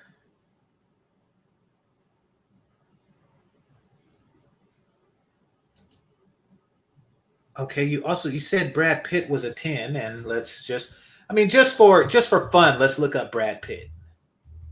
I mean, we all know, but just for fun, let's look up Brad Pitt. Okay, so Angelina Jolie and Jennifer Aniston. All right, so he's divorced, and he is not married now. So let's just see how long his search was, because you shouldn't take a 2-hour plane ride, but what you should do is you should marry and divorce a bunch of women in your journey. Let's see his age.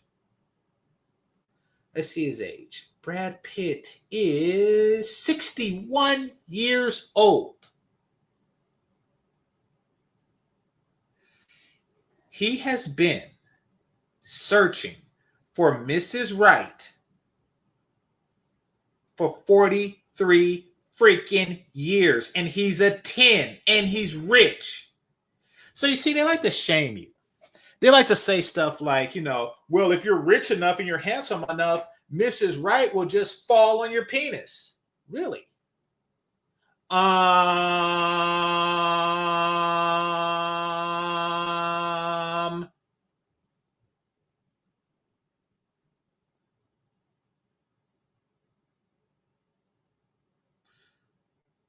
Yeah.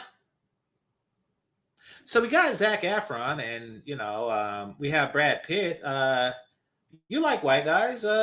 What do you think of Channing Tatum? Let's look him up.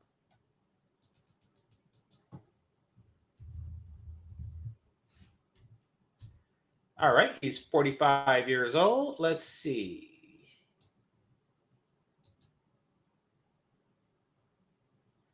Now let's see.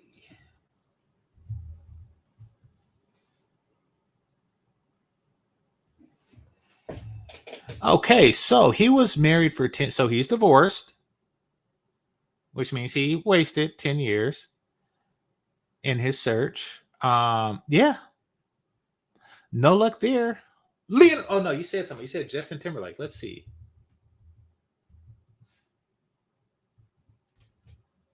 Okay, this one has a wife. She's 43. Let's see. Married in 2012. How old is he?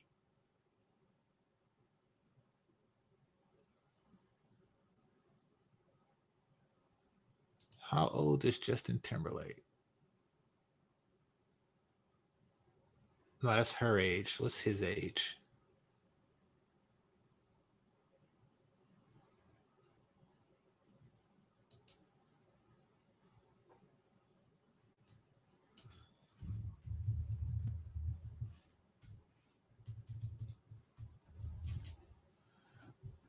Okay, so he's 44 years old. All right, so he found it in 2012. Let's just say he came of age in 1998. So took him about 10 years. a lot longer than a plane ride. Y'all see where I'm going with this. This whole notion that, hey, if you're handsome enough and you make enough money, then Mrs. Right is not going to try to take advantage of you. And you'll find her right here in America.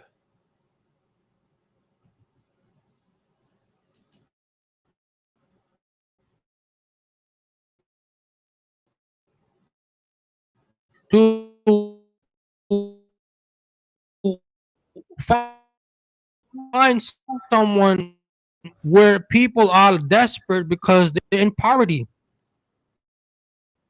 That means you ain't shit. So By that logic, you can say to a person, if you can't find a job in all of Venezuela, you ain't shit.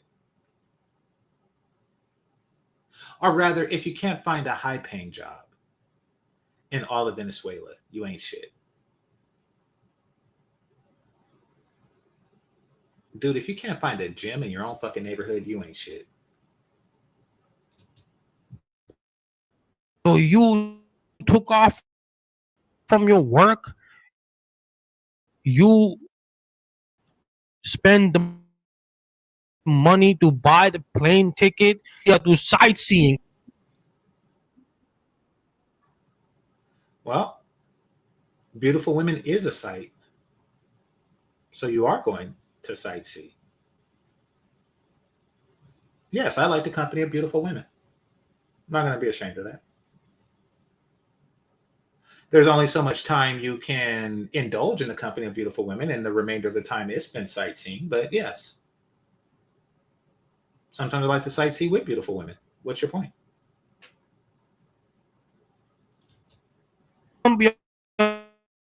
For sightseeing, bro. And the man saying that you got fake diamond chains and shit, you can just tell. Bro, you out there trying to sell the dream, but your dream is a dream. Even in your life, it's a dream. Woman can. It's not really a dream if you made it come true.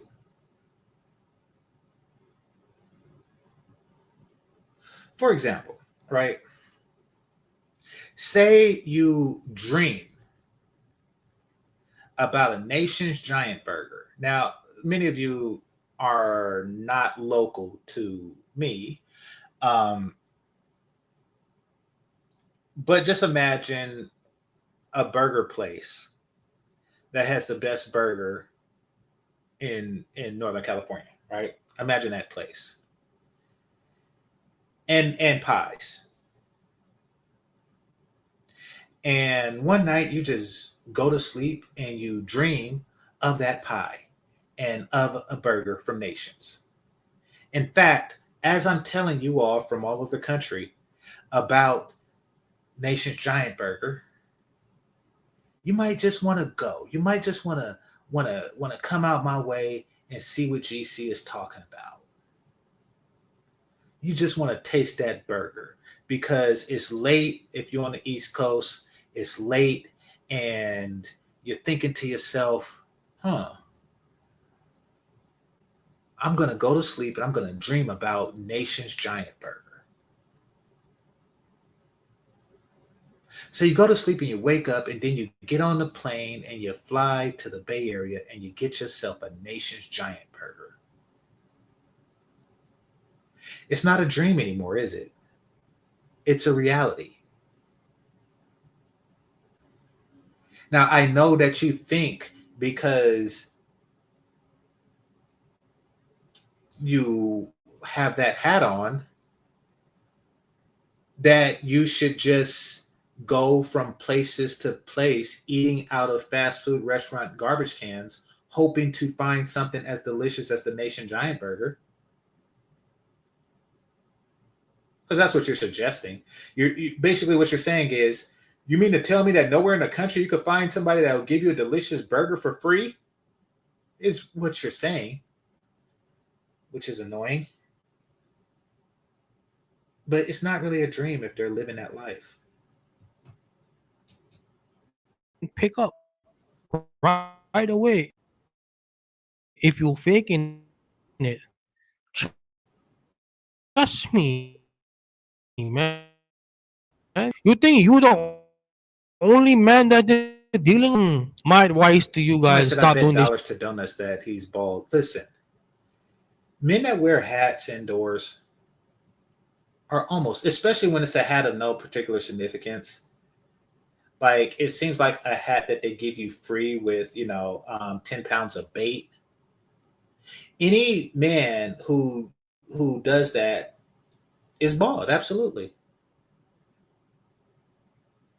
There's you're not supposed to wear a hat indoors. Django said that. Shit, because this is killing your confidence, and you should be ashamed of yourself, man. It's not actually killing your confidence. What it does is, and I don't know if I could say it's giving you confidence, but what it is doing is it takes away your thirst. It takes away your thirst. So if you're in the US, right, and let's just say the best you can do is 5, right? Now 5 is good, average is good, but you go somewhere else and you get access to a 7 or 8, right? When you get back, you're not as thirsty when you see a 5. You're actually talking to her as if knowing that you can do better. Now, I don't know if that is confidence, but to her, it's the appearance of confidence. You're not deifying a 5. You're not putting such a high premium on her. You're coming off as desperate because you're far less desperate because you have made it clear to yourself and to your penis that you can have better anytime you want. That's what you have done to yourself. That's what it's done to your confidence.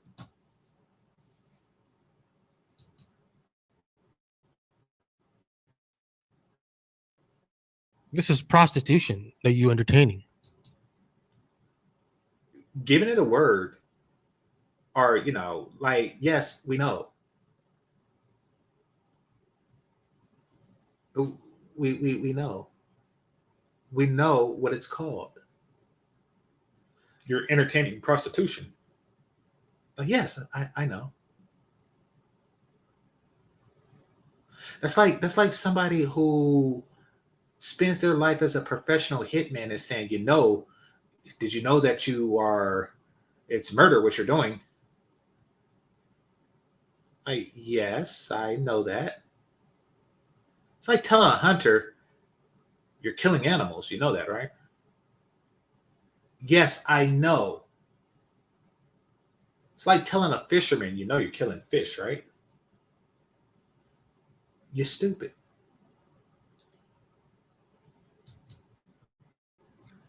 And it's sad. If you want to travel, go. I go wherever the fuck I want to go.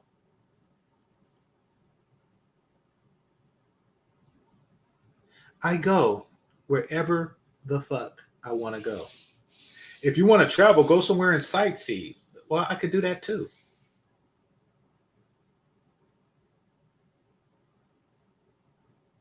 Within the bounds of the laws, I do whatever the fuck I want to do. What?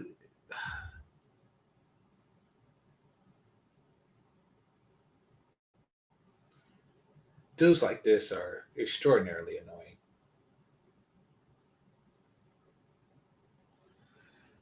Hold on, I'll be right back. I'm gonna go pick my hair. Just looking at this dude's hat just made me appreciate myself.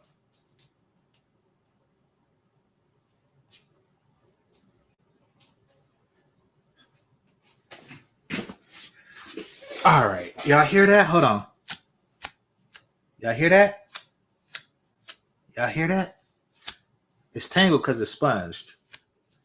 Y'all hear that? Yeah, that's hair.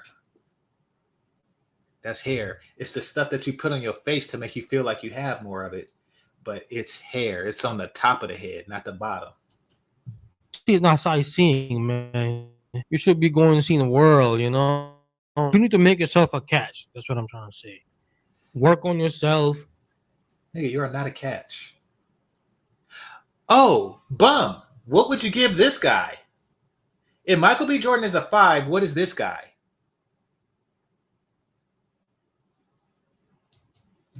Build your confidence, because once your money is right, you're looking right, your confidence is going to come automatically. Because you'll be like, I did all this shit on my own. I work really hard. I deserve somebody good. So you're gonna have the confidence. They already say that. That's why they go. They have already said that to themselves. Holy crap. Somebody said Brass Pro. Brass Pro Shops lost $10 in stocks.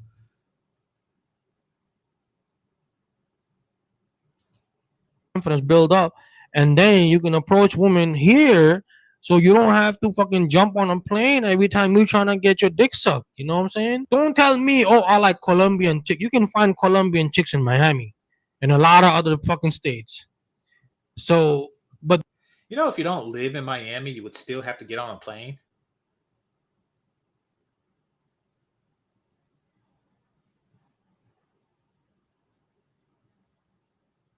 It would literally be okay. I tell you what, and I'm going to look at your channel, sir. I'm going to look at your channel because I'm curious, and I want to see your receipts. I want to see you fly to Miami and pull a baddie.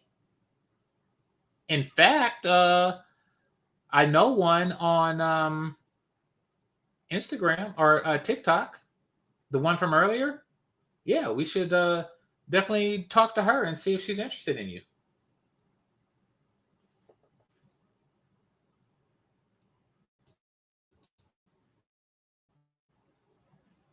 those chicks don't want you, bro.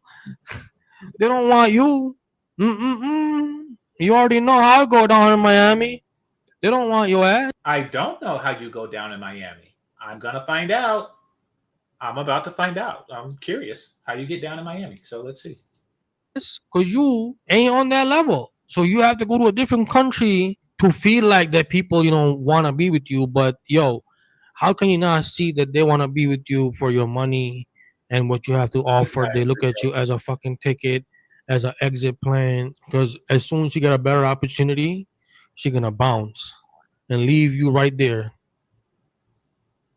That's my take on this shit, bro. Don't go do all this shit, man. Work on yourself here and find you a girl here, man. Peace. Okay.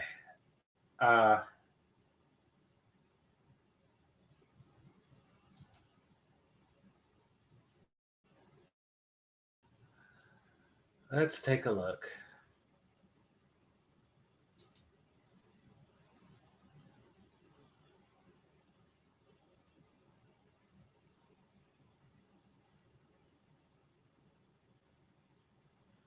Okay, so 15 years. So I've done, let's see, where are these? You say we know how you get down in Miami. Let's see how you get down in Miami. Huh. Looks like you have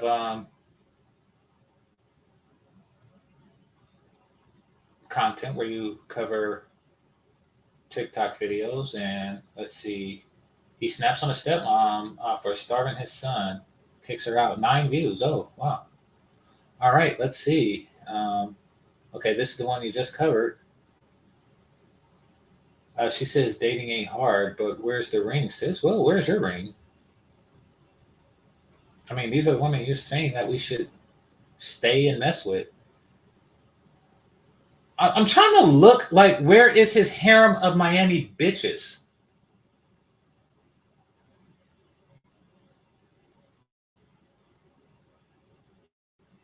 Yeah, he's a chronic hat where he got something strange going on. Like, his hairline looks like the last 4 letters of the alphabet. His hairline looks like W, X, Y, and Z, I'm sure, if it exists. I am trying to see, because he's like, y'all know how I get down. We don't know shit.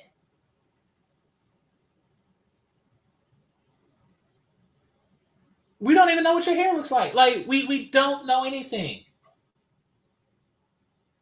you're covering people's videos. I mean, I do that too. In fact, I'm covering your video. But so far, it's not like you're living this, admirable lifestyle.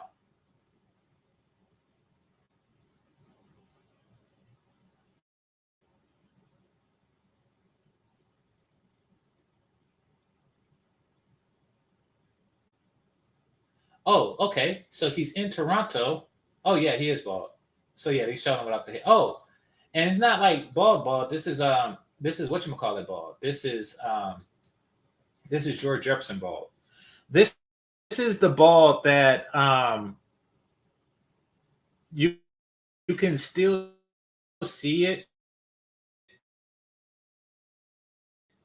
You can still see the hair Back stubble. with another video. So it's bald there, and then it's balder on the top. Like the sides is shaved bald, and the top is bald.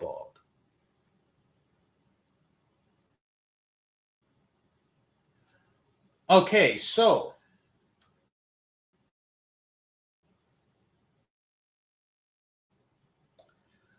with all the bitches of Miami at his fingertip, because he's just so masculine in his Volvo, a guy with all the bitches in Miami at his fingertips is doing videos, not with all the bitches of Miami. No. He's doing videos on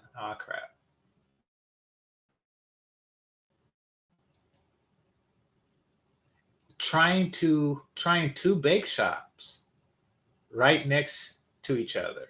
So he's a stocky fellow that appreciated good baked goods, telling other men how they should improve upon themselves. Yeah, maybe if you improve on yourself, you can get the bitches that you think that I got.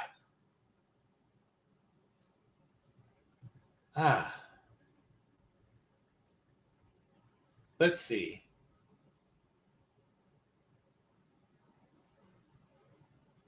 $25 people watch this video. So I guess I'm 26. So he's going to Baskin Robbins and telling everybody his story about Baskin Robbins because he leads such an interesting life full of bitches.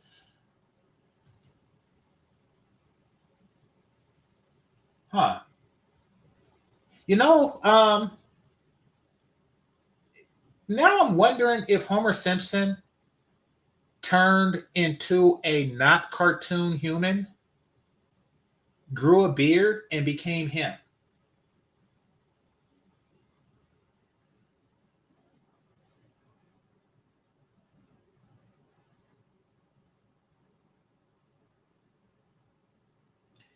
He's literally on YouTube eating donuts, saying men are losers for paying for sex. Why didn't you bake your own fucking donut then, you jackass? And he's trying multiple donut places.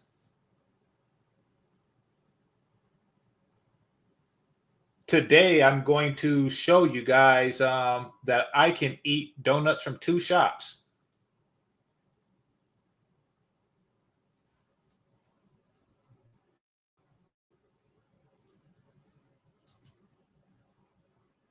Num, num, num, num, num, num, num, num, num.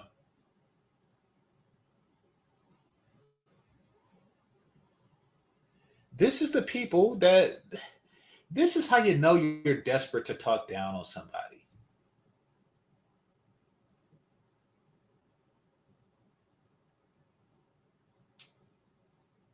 Somebody said I'm late. I'm late for myself, yes, but it's still early here. Somebody said, donuts. This is the person. He actually had his nose in the air. He actually had his nose in the air talking about, y'all pay for it. I'm just saying, if y'all step yourself up, dude, if you want to step up, get a Stairmaster or get some freaking stairs. He had the audacity to say, y'all know how I get down. No shit. Okay.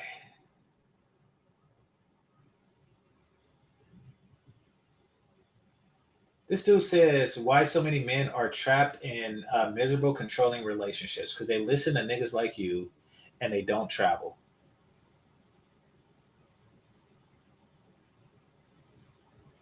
Uh oh. Uh oh. Something was said. Hold on. Let me see. Let me see. I think I scrolled too fast. Let me see if I. Let's see.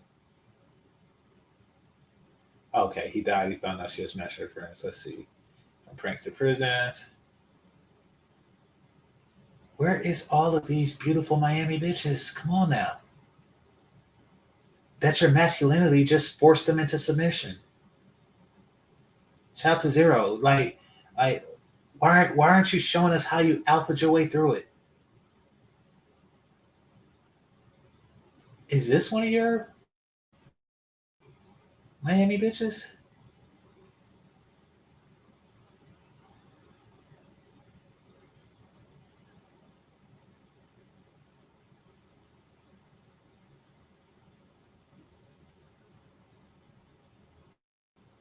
All right. Yeah. I'm starting to, at this point, I'm starting to believe that there are no bitches. I'm starting to believe that there are no bitches.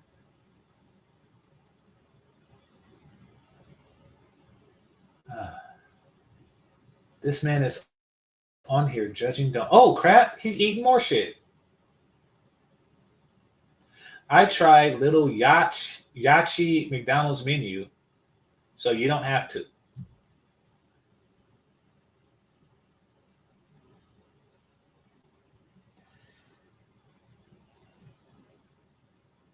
This man goes from place to place eating shit.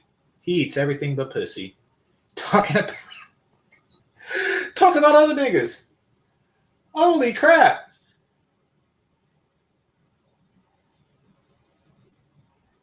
This man is eating everything but pussy. With the pleather couch. My favorite chicken and fries spot in the city. Oh, crap. This man is actually mud banging for 28 people. And this was a year ago. He's been doing this shit for a while. Best fried chicken in Sharama.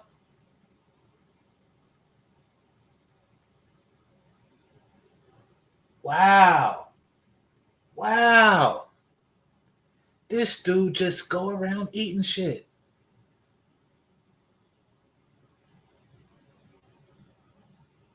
Okay, so enough of that. Jeez, it's amazing that he. Okay, so it's not enough of that. It's one last thing I want to do.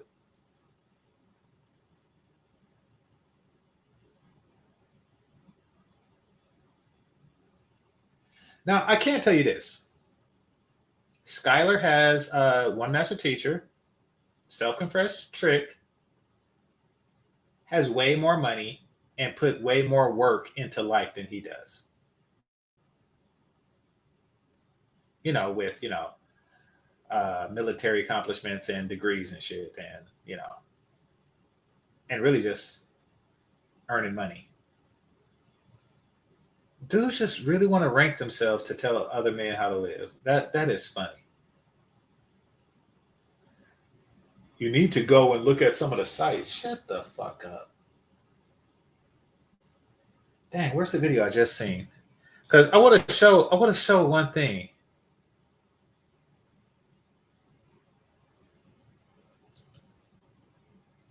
Skylar's a vet, yes, and he put in his work. I think he's a millionaire. I think he mentioned that at one point. I don't know for sure. Don't quote me on that,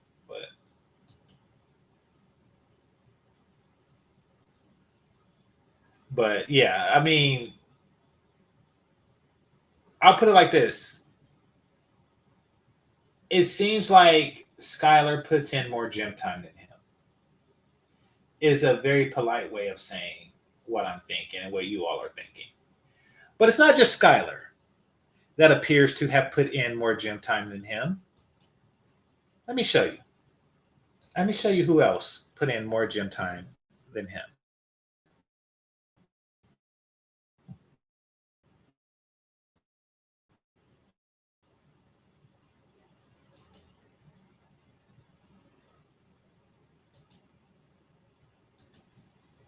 Hold on one moment.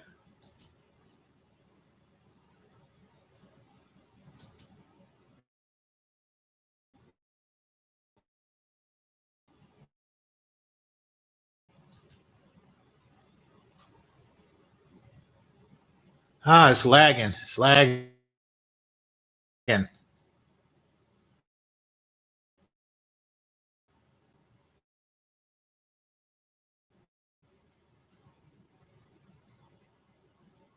You want to know who else is putting in more gym time than him and less donut time than him? Every man in this airport.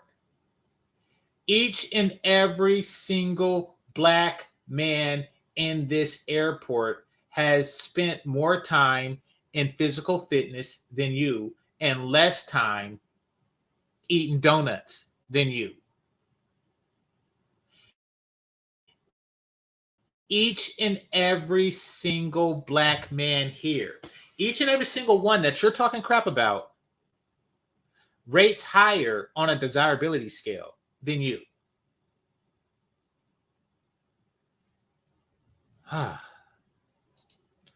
All right, I'm done roasting him. I'm going to read some comments, then I'm done.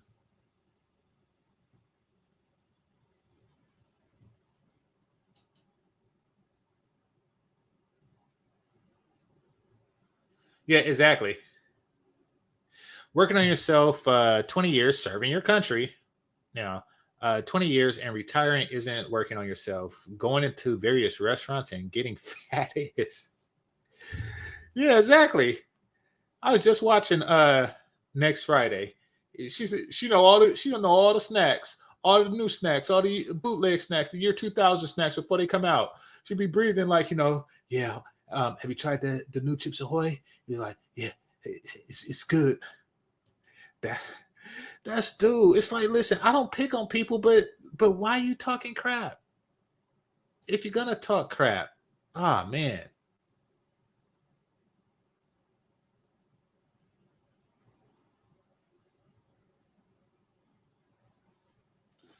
Yeah, this man is like a taste tester for Krispy Kremes and crap. Man, that's hilarious. All right. What was I looking for? It was this guy. I forget. Oh, that's what it was. That's what it was. I know now. All right. So let me go to Instagram. I hit that like button.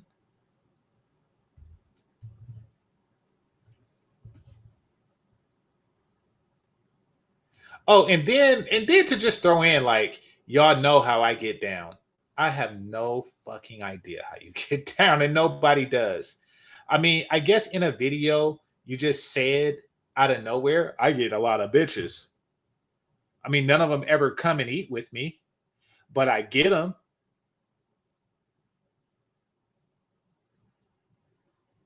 Okay. Let's see. Uh,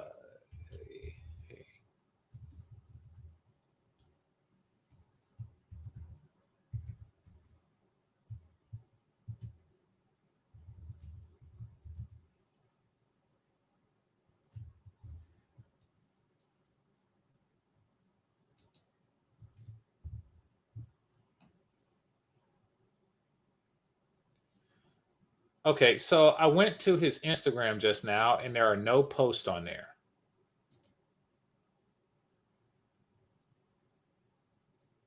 I would assume that.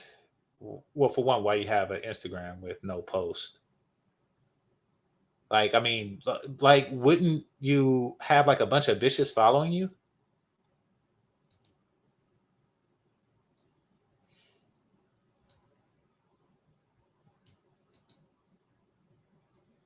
Oh no, you do have followers. You have 323 followers, but you're following 1,200 people.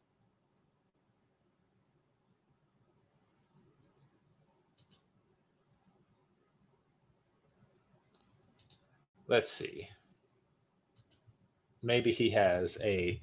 I'm trying to find all these bitches. Where are the bitches? The chicas, the bonitas. Wait, is this him? I hope it's not this dude in a John Deere tractor.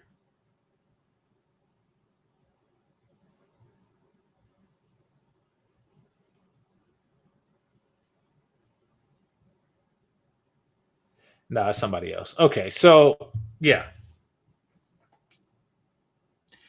And there we have it.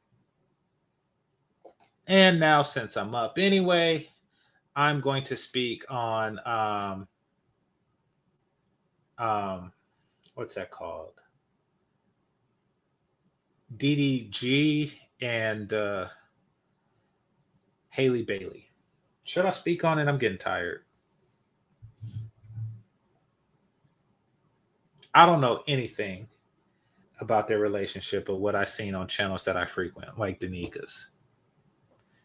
So apparently there's an accusation out there against him because, reasons, like it's starting to become standard operating procedure whenever there's custody involved to make an accusation of violence, sexual or otherwise.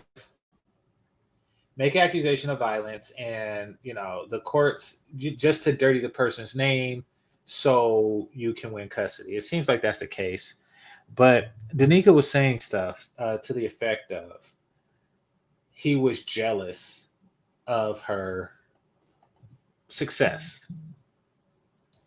And I look up Haley Bailey's IMDb, which stands for I'd munch her butt, but I digress. Let me see if I can find Haley Bailey's IMDb, and I'm gonna show y'all something interesting about her success. Let's see.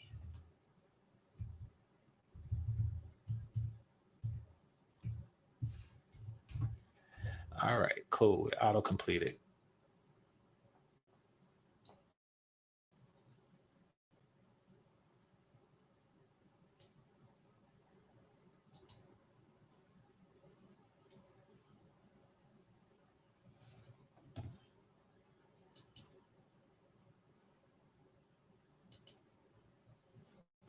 By the way, I always thought her sister was hotter, but I thought she was the sweet one. But hey, I was wrong.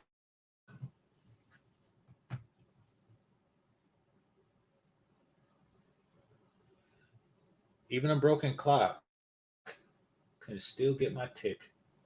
Okay, so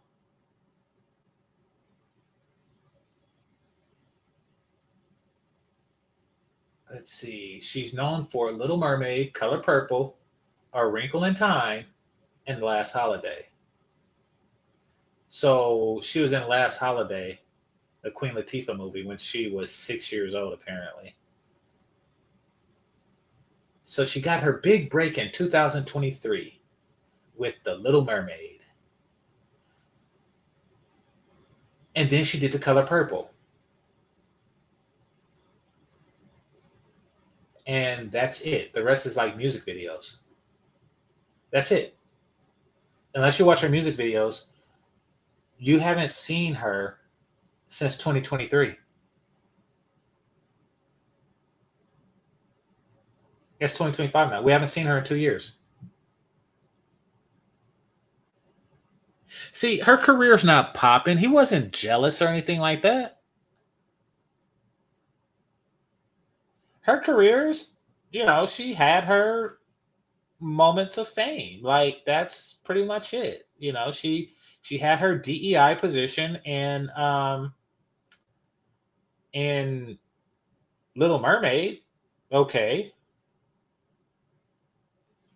And she had this man-hating position in Whoopi Goldberg, or in and Color Purple. And that's it. And if this Color Purple is anything like the Color Purple, the old one, the 1984 one, Celie or Nettie didn't have much. Like she was kicked out. She was kicked out the movie in the beginning, and she came back later at the end of the movie, a much older woman played by a different actress. So she didn't have like major screen time there. So yeah, this is not really given like, superstar. This isn't given that. This is given more like, okay, she is a music person that every now and again she dabbles in a movie or two. That's what it's okay. Apparently, she did some other stuff, whatever this is, the line. So she's doing stuff that nobody really knows about. So Tanika, I got to say that you're wrong on that one. I don't think that he was jealous of an actress that hasn't acted since 2023. I don't think that that was the case. I think that this is just a woman who I agree with you when you say the sisterhood got into her ear. The sisterhood got into her ear, and they's like, oh yeah, you got to do this, this, and this, and blah blah blah blah blah blah, just to be another ratchet bitch. So now she's just trying to, I don't know, get sympathy points, but she's tarnishing her good girl image. Once it comes out that she's making this crap up, and even Danica agrees that she's making this crap up, once that becomes clear to the public, yeah, she's going to take a hit. Her brand is going to be unbranded. Yes, I'll still smash, but I would definitely smash her sister first, especially now that her sister is the sweet, childless one. Like, I mean, I thought that Haley Bailey was the sweet one of the two, and Chloe was the sexy one. But she's the sexy one and the sweet one now. So, yeah, that's where we're at with that. Now I'm going to go into the real, because she was saying that DDG was insecure. I know for a fact who's actually insecure. I'm going to find the evidence and present it to y'all. While I'm looking that up, because I can multitask, I'm going to read y'all the stuff. Black women love saying a black man is jealous. It's projection. I would say that's true for anybody but Danica. I would say that's true for anybody but Danica.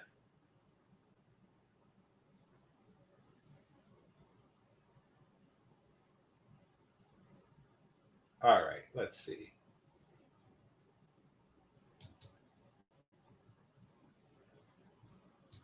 All right, going to my history.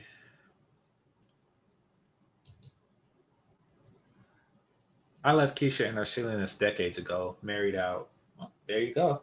Did you tell Keisha before you left that if you, because you didn't do it, somebody else is? Just saying.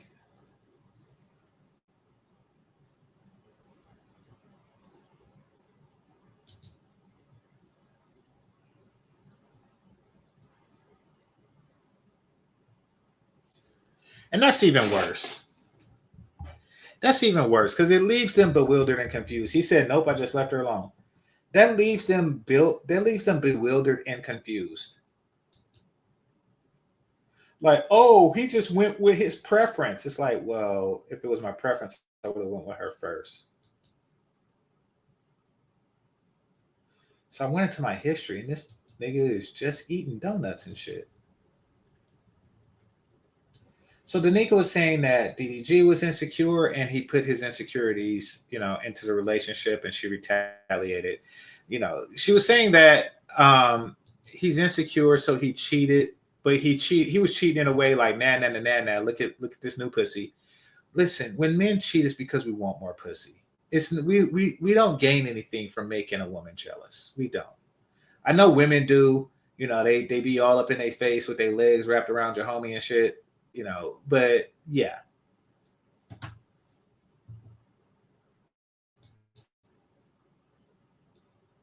Halle Bailey recently confessed to gaining weight, admitting Thinks she feels super insecure about her body. The Little Mermaid star shared her struggles with self-confidence, sparking a wave of support from I fans. feel really insecure about it a little bit because all my life I've been like 120 pounds, really skinny. Halle Bailey recently confessed. Okay, so I seen the full video on Instagram, and I don't want to look it up on Instagram. But yeah, Halle Bailey was saying that she felt insecure because after the baby, she lost weight and then she gained some back. I don't know what her weight is now, and she's not like fat, but she's used to 120, and she's probably anywhere between 130 and 142 right now. So yeah, I can understand that that would make you insecure. I don't feel that Instagram is the place to really share that, because the gym is where you go when you're insecure, sweetie. The dietitian is where you go when you're insecure about your weight, especially when your livelihood depends on it. If there's something in your gene, as it is in many people's genes, that activates at 25 and tells your body to store more fat as opposed to burn it, then you should ask your sister what her secret is, because her body is Dizam. Dizam.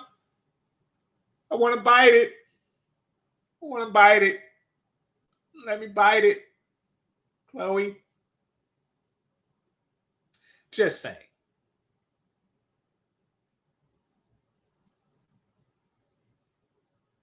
So with this newfound insecurity because of metabolic change, and she's going through, so in the past 2 years she went through a significant decline in SMV, a significant decline, and her career is in a slump right now. So in addition to not having a acting role in a movie in about 2 years, um, she became a single mom, a baby mom. She has to watch her ex continue with his life and still getting ass, and then she has to watch the pounds on her increase, knowing that whatever effort she puts in, she has to put in a greater effort to maintain. Now, granted, my shape isn't the same as it was when, I was her age. And somebody said yesterday, I could have a six pack again if I put in the work, but I not, because that's too much damn work.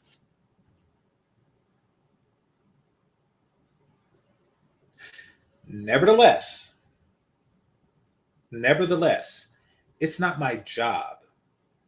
If it was my job to be fit, masculine, and friendly, if it was my job, it's your job. This is your job. You're supposed to look your best. It's your freaking job. Michael B. Jordan is 38. It's his job. You're 25. You say, "Oh, mama, yes, that means that you have to work harder." It's unfortunate, but trust me. I mean, like Lizzo has to work a lot harder than you do, sweetie. A lot harder. It's your job. If you didn't want to be a movie star and you wanted to, not have to work out, then by all means, you could be an accountant. You could be a customer service representative or some crap like that.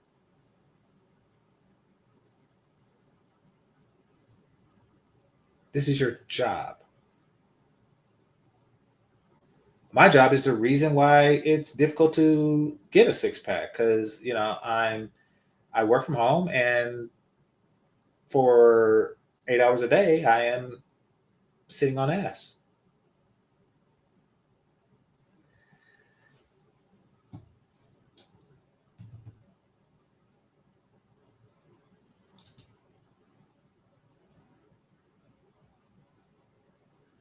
Okay. Thanks for that. All right, let's see. It says, then maybe just maybe you'll be successful, Jose.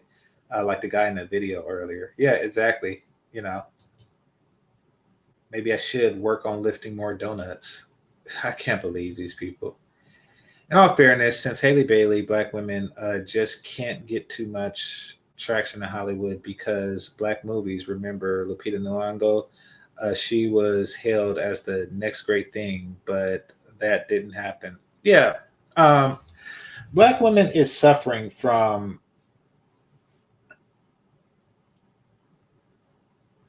unbelievability. Unbelievability,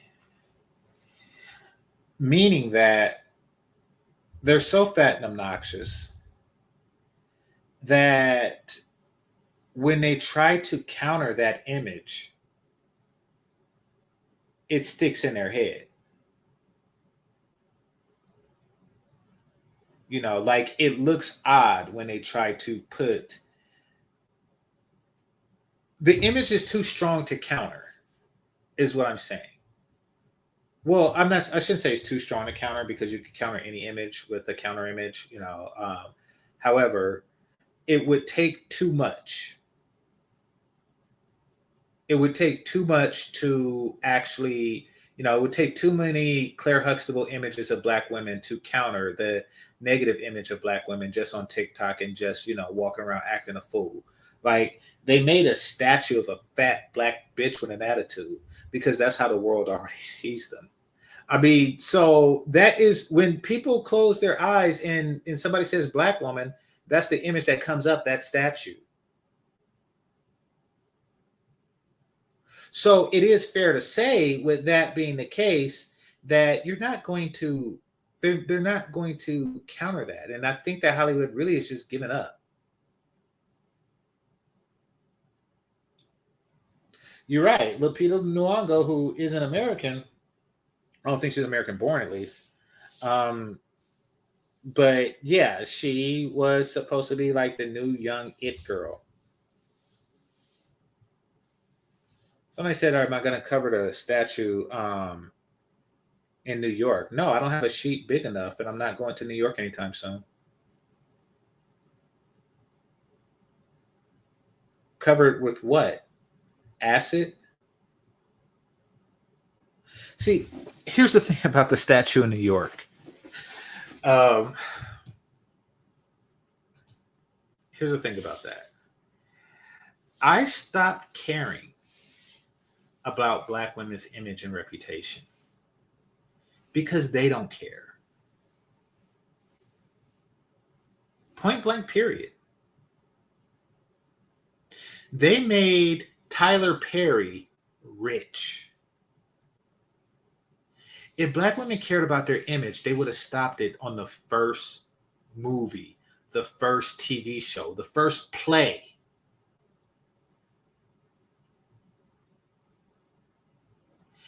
Medea is a Mammy Jezebel Sapphire all in one.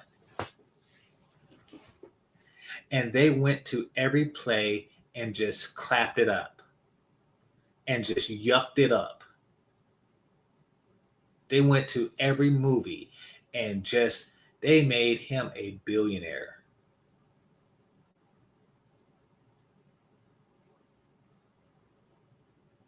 Black women are good at, you know, working in a collective and, you know, to make things happen.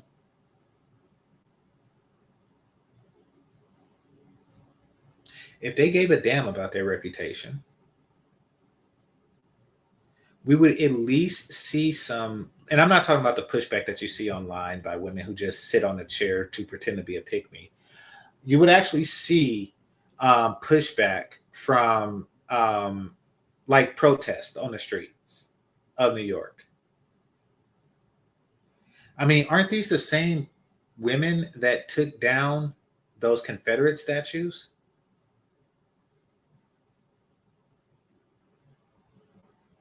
He was a Confederate general and blah, blah, blah, blah, blah, blah. And then they just, you know, take it down, take it down, take it down. They don't care about their image and reputation.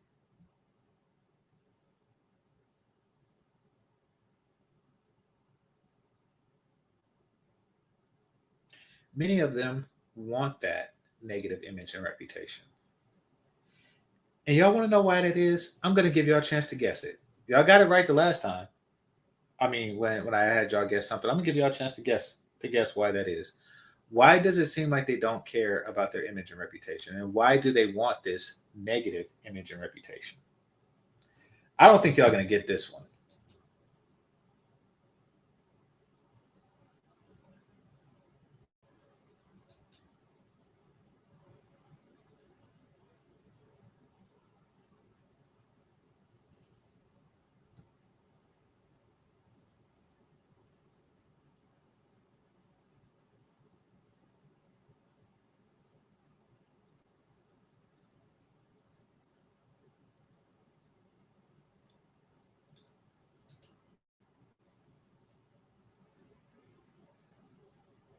That's one of the reasons. It says it's easier to be denigrated and fat in their minds. They think they can market that silliness easier than improving. Um, that's one reason, partially, and but it's kind of close to where I was going, but no, it's missed the mark. Low expectations. They can't fail if there's no success standards. Yeah, they can. In a very real way, they're failing now.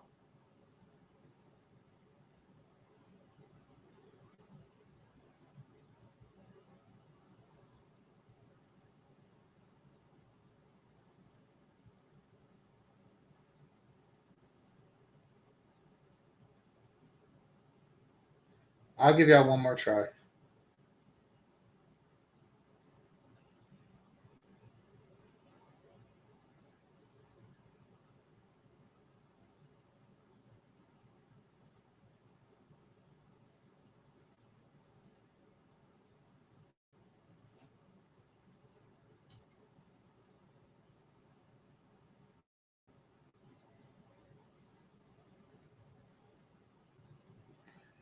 Nope.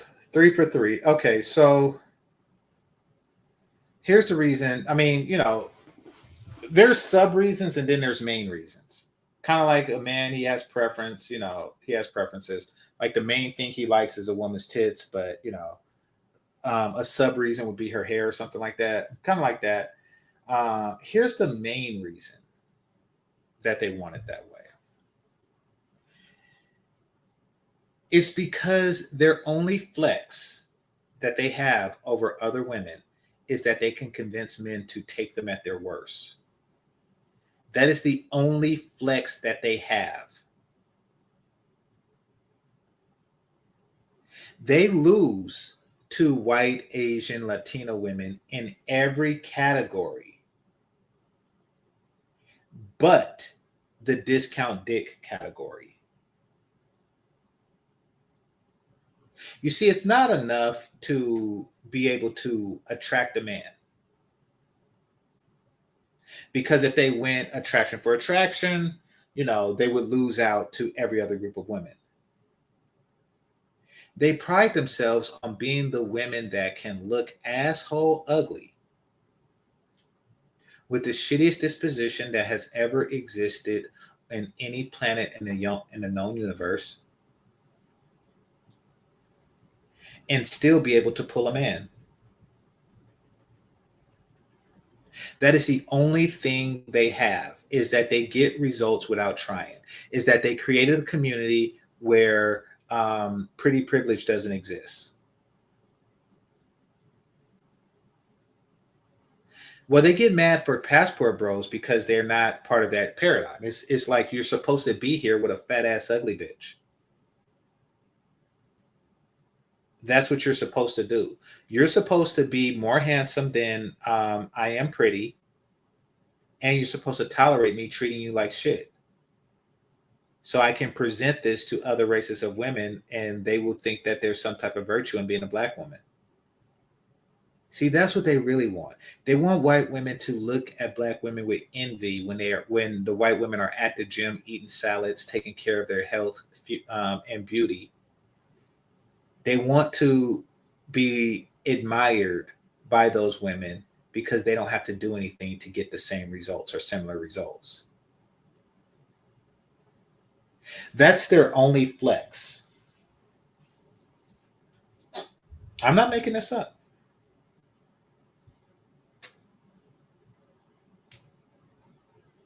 Remember, it's all about flexing on other women. Black women get flexed on in each and every single way that there is to get flexed on by every other group of women except that. I could be fat, loud, obnoxious, and smell funny and still get it.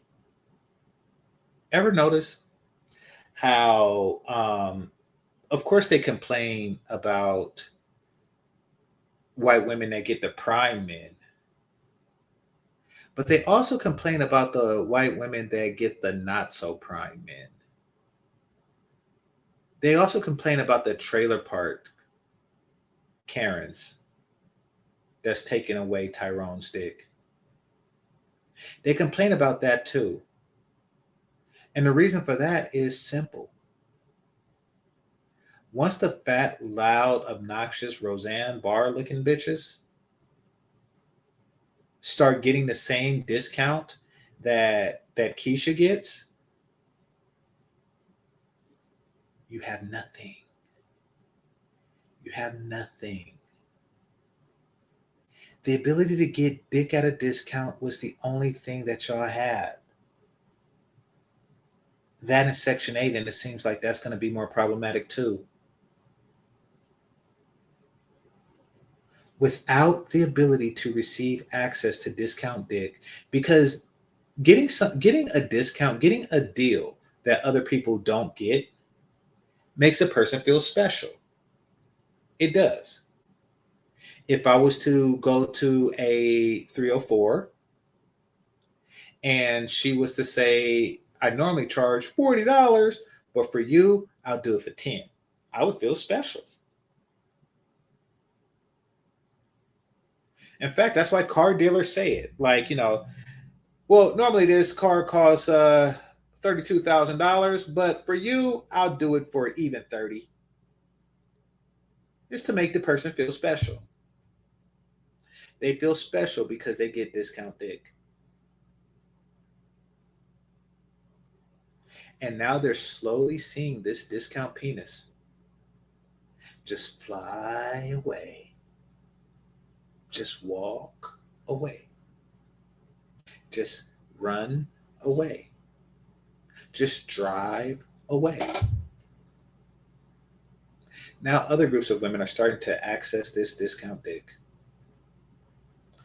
Do I condone that? No. I don't think we should give any broads discount to this penis. But y'all do. Especially you Chitlin brothers. Y'all like giving discount penis. And I noticed that y'all are starting to give it to other groups of women, making them feel not so special. All right, let's see what else we got here.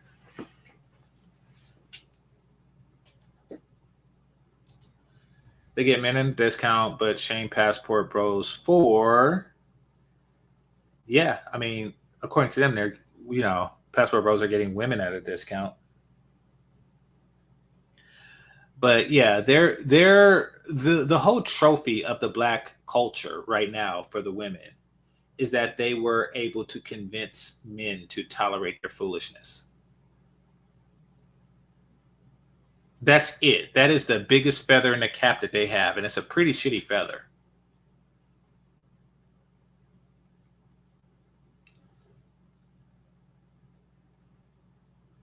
Keisha, in Africa, the U.S., and the diasporas are the easiest women in the world to bed.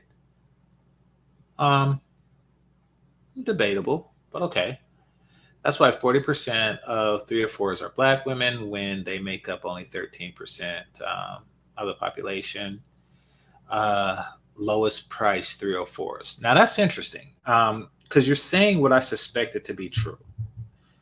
But I would say it's possibly more, but the only places that I see, 304s on the streets,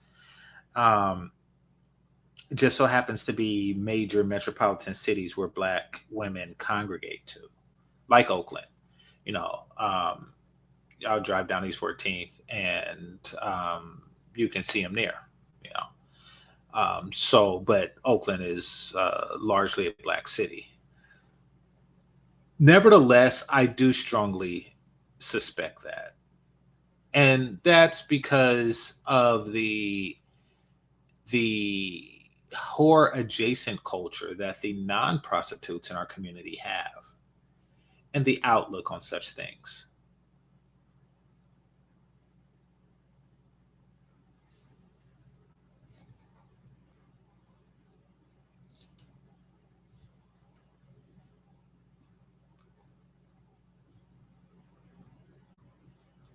Oh, and yeah, you mentioned Africa too. Yeah, it was $1 in Africa. I did a show on that.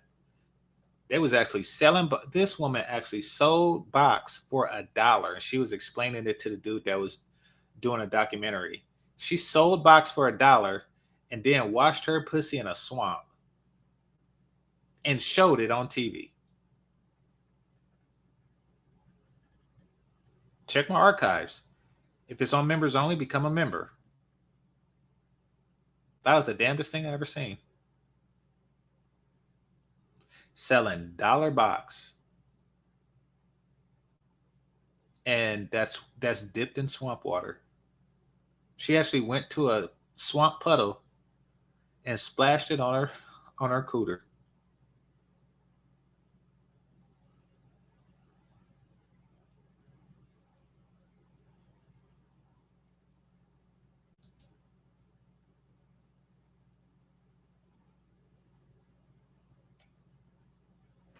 All right.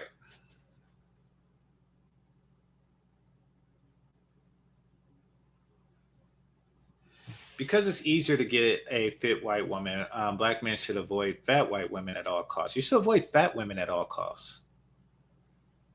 Just saying.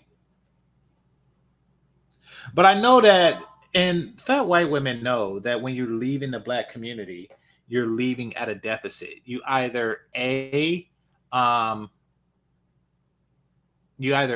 been with fat women and you're used to it, and you've conditioned yourself to embrace it, or B, you haven't been with a woman in a while,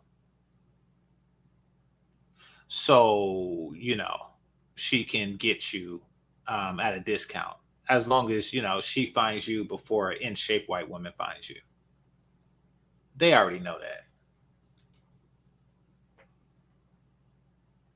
If anything, unless he had that passport, then he could look at a fat black and white woman like, you look nothing like what I'm used to, bitch. That is, you could get it at a better price than you could get an equally attractive black woman, which is unfortunate but true. And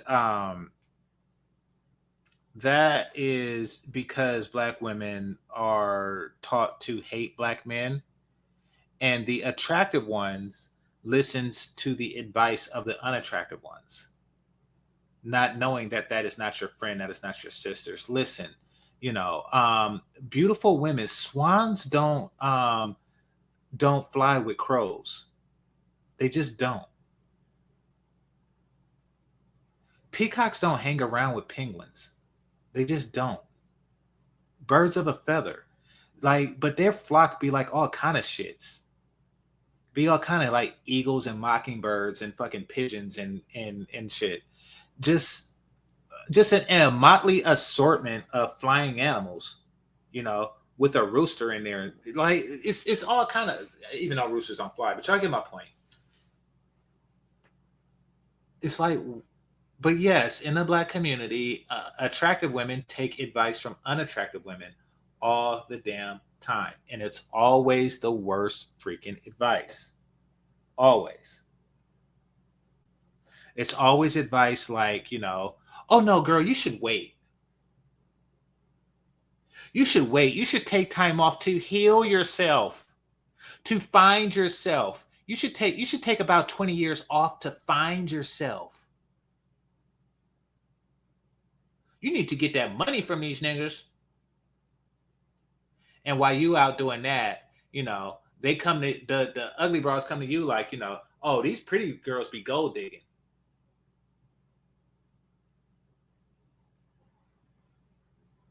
So yeah, it does make it problematic. Getting with attractive black women.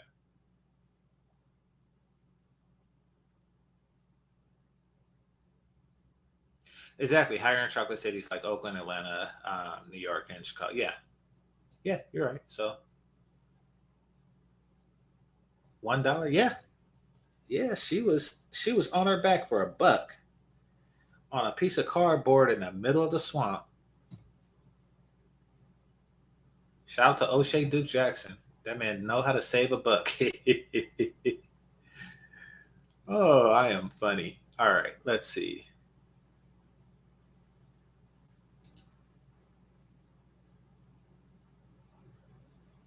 Yeah, that is disgusting. Yeah, shit. I mean, you know, I'm a frugal man, but fuck if I do that.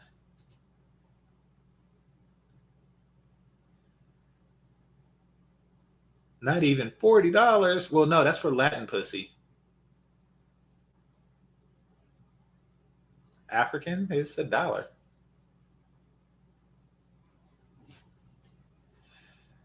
Memphis too, but the Latinas getting in on the game and getting brothers too. Well, I'm wondering because what he was talking about was cost too.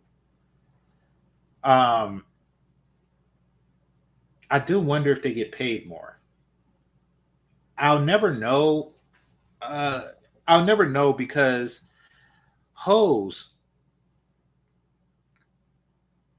lie about how much they, you know, how much they make, how much they get charged, or how much they charge guys.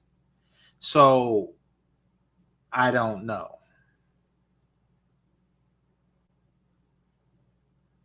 I actually I do have some idea. I actually do have some idea. So bear with me because this isn't America. But a white dude did ask me that once.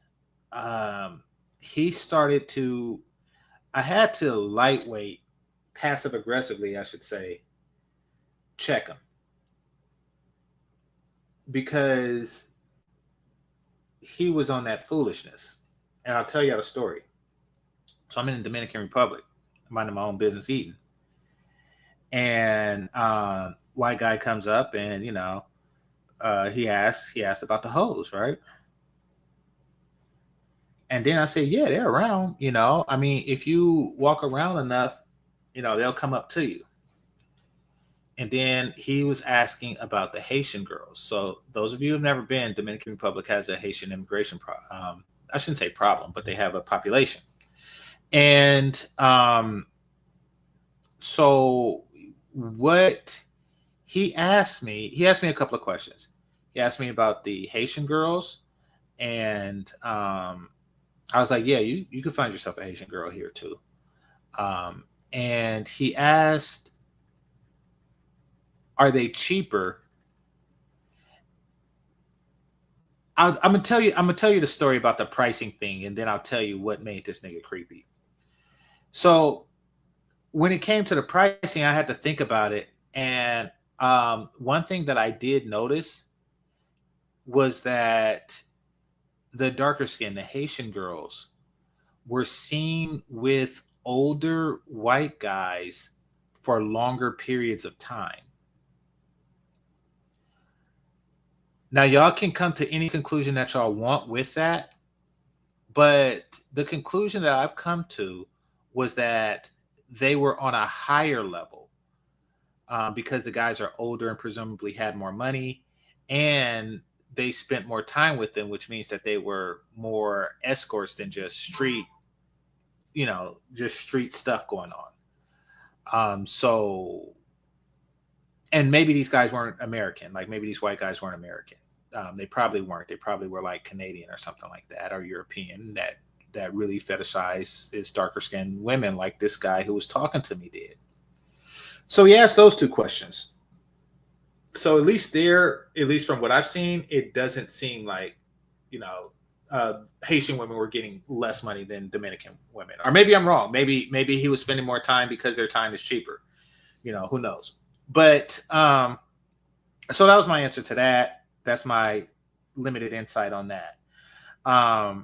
What he did say after that, and I know I'm segueing a bit, was he said, what protections do they have to make sure that I don't wind up with somebody underage? Now, it could mean that he could have asked that question like he had a legitimate concern of, getting with somebody who looks like she's 24 but actually isn't. Or that is the question of somebody who is actually looking to get with somebody who is not of age, and he's trying to see like how can he work around that? Like, do they have any security against that? Like, do they check IDs in the hotels or whatever? Right.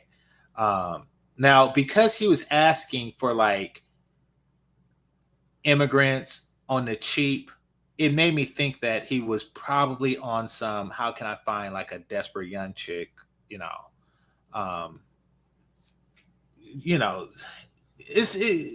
yeah. So after that, he kind of struck me as a nasty nigga, right? So I told him straight up like this. I was like, listen, if you have thoughts like that, and I'm not making any accusations, but if you have thoughts like that, this isn't the place for that. Because they'll kill you. And I told him straight up. And it's not a joke either, and it's not an exaggeration. They'll the locals, whether it's Haitian or Dominican, they'll simply fucking kill you. And they're not going to arrest you. They're going to take you somewhere and they're gonna fucking kill you. It's not, it's not like that. It's like that in America too. They'll, guys like that get stabbed in prison, but you won't make it too. You won't get trials and stuff. They'll just fucking take you out. They don't have like body cams or nothing. They'll just fucking take you out because you're a sick bastard, allegedly. But anyway, that's the end of that story. Let's see what else y'all got.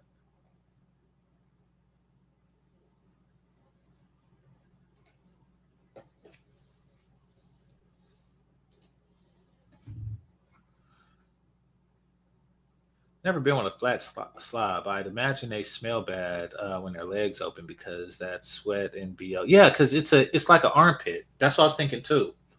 And then there's also like a base fat smell, and I'm pretty sure you smelled it before. We all have. I smelled it when I was a baby, and the fat one would pick me up. But yeah, we know what that is. And it doesn't wash away easy. They sweat, smells different. It is different.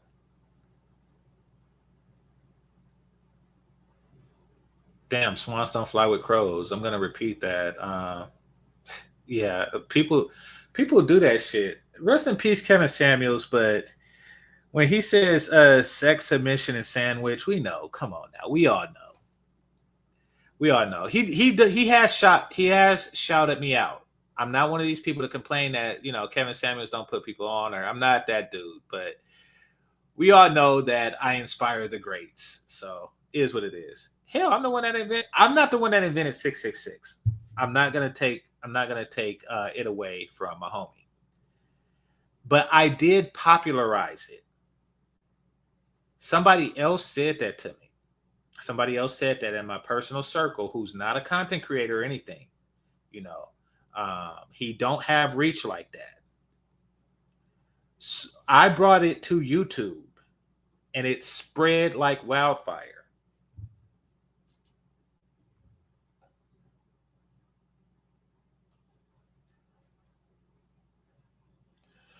Notice when they call women dirty foot, they purposely avoid talking about African women. Yeah, that is true.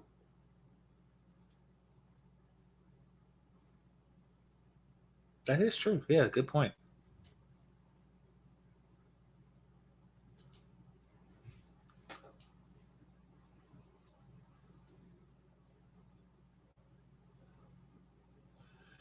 You see a group of white women. If one is attractive, they usually all attractive. Groups of black women, one's cute, one's attractive, but the rest busted. Yeah. Well, for one, there's a deficit of attractive black women, so it's unlikely that you'll find a group of them in the same place. That's true. And then because we have this whole DEI philosophy within the community, um, they take that into their personal interactions, meaning that they include everybody in their shit. And because of equity, they treat them equal. So you're treating a fat, ugly, obnoxious bitch, and she's supposed to be equal to you because that's what DEI stands for, and it's diverse. Beautiful women all together is not diverse. You got to have some fat, ugly bitches. Like so, yeah, it's all messed up.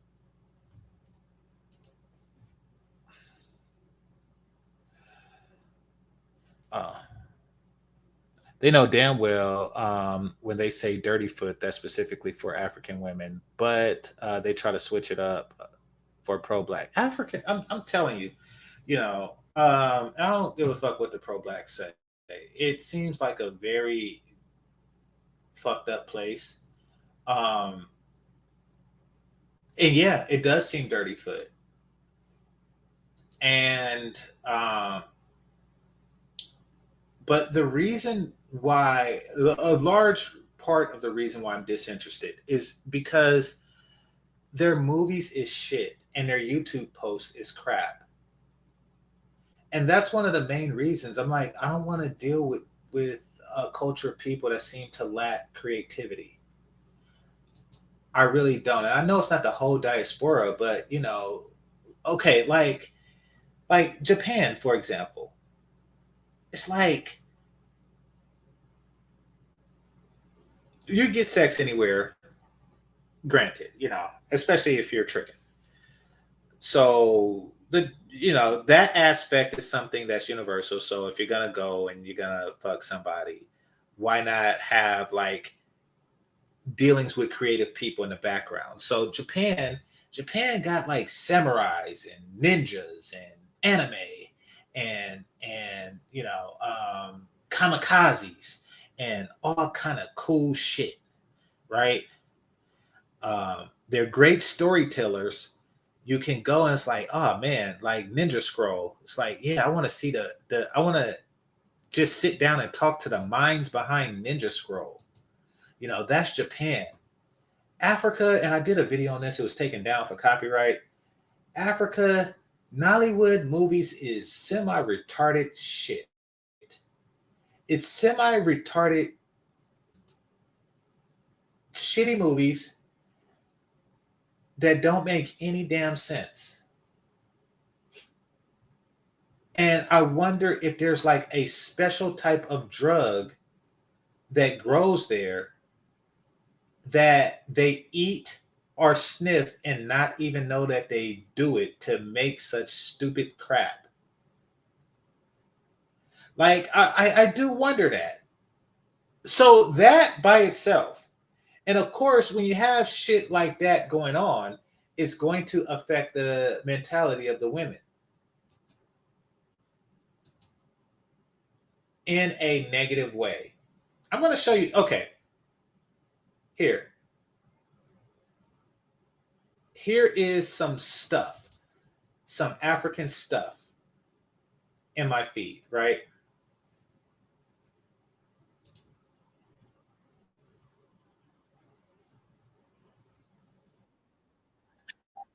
And this is my history.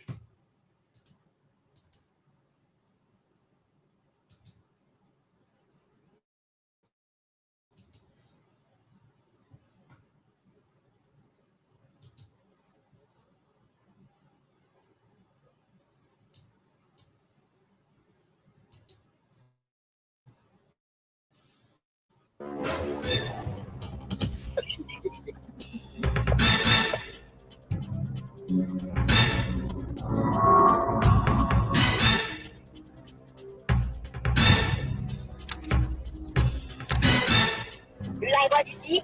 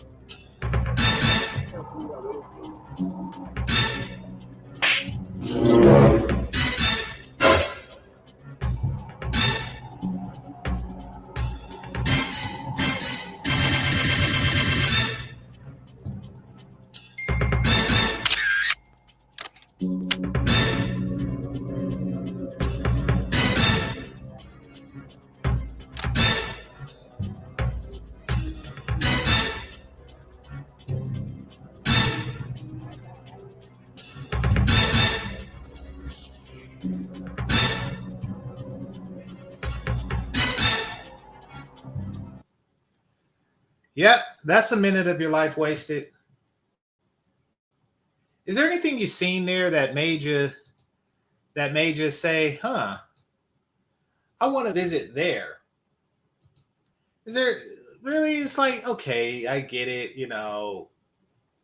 You seen a guy get attention from women like that and you decided to paint yourself white.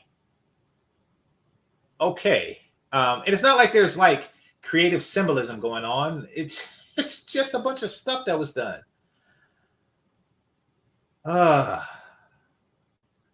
So yeah, it's stuff like that. There's a couple more I'm gonna show y'all. But it's like, this doesn't seem like a cool place to visit, is what I concluded.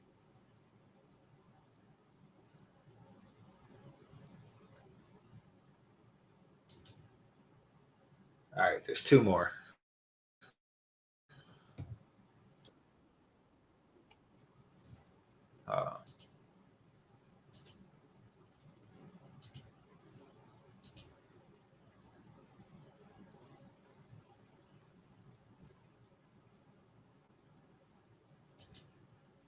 All right, so an African guy walks through a rusted sheet metal door. Let's see where this goes.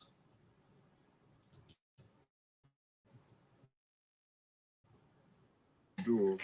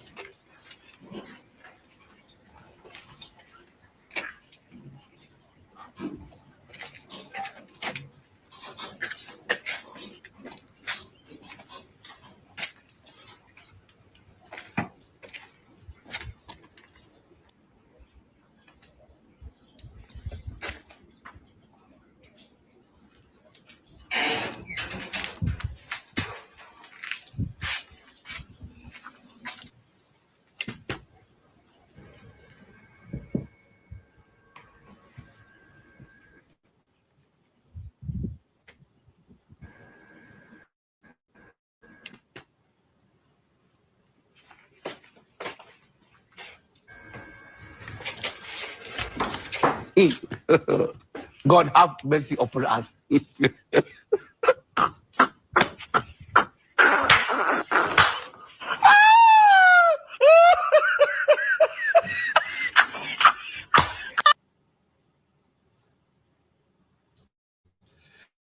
So I watch these just so I can figure out, like, what the fuck? What the fuck was that? 5 million people, probably all Africans, and me watch that shit. And I watch it all the time, like, what the fuck was that? I would rather watch anime in Japanese. That watching anime in Japanese actually makes more sense to me than watching this shit in English. I don't want to walk around the street like that being bewildered and confused. Like, what the fuck? A guy sees a trail of money and he falls in, he follows the trail of money into pussy, and then he wakes up with no shirt on cardboard. What, did she rob him? And that's funny? Why did she put a trail of money? So she invested to rob him. Does that mean that he has more money in his pocket than they put in the trail on the ground? It made no fucking sense. And they're laughing. They're thumb upping it. It's weird. It seems like a very weird place. And that, combined with the fact that it's far and expensive, makes me like, yeah. Because every extra hour on the flight to Africa, keep in mind I'm from California, so it's further for me than the people on the East Coast. Yeah, it's, maybe it's a great place. They just don't advertise itself that well.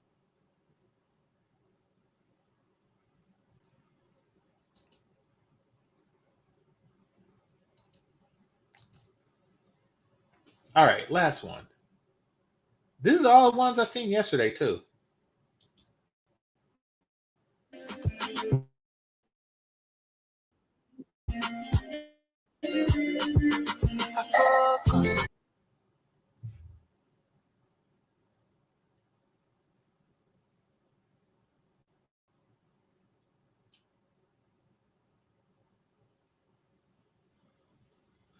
Let's watch that again. So a guy sees two women. He whispers to one. She smacks the other one on the ass. She follows him for sex. And then he goes and pays the first woman.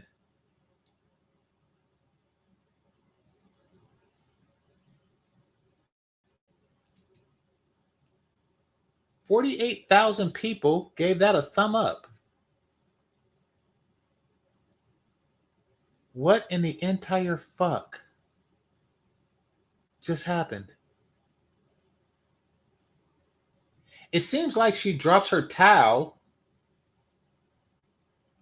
every time somebody smacks her in the ass. So why did you pay this other woman? Like, what did you whisper for? It seems like all you have to do is smack them in the ass and that's it.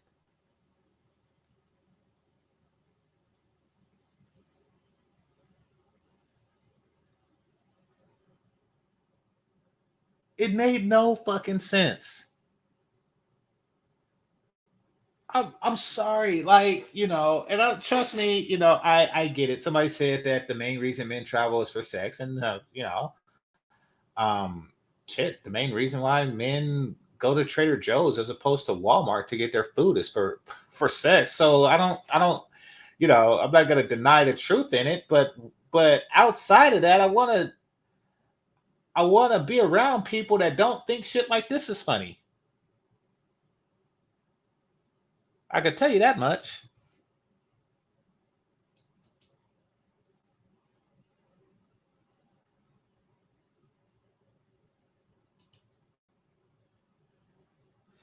Tariq Nashina, oh, hey, let him come. Let him come. Let him come and try to defend this crap.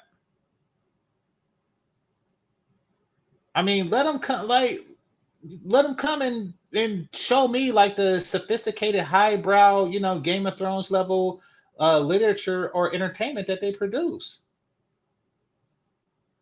Because right now, I'm just looking like, what the fuck? And the Nollywood movies is worse. The Nollywood movies is like 8 hours of this.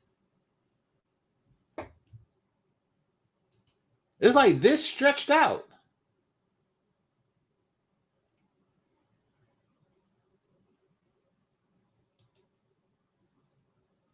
When I see those videos, I'm usually lost. So you get them on your feed too, huh?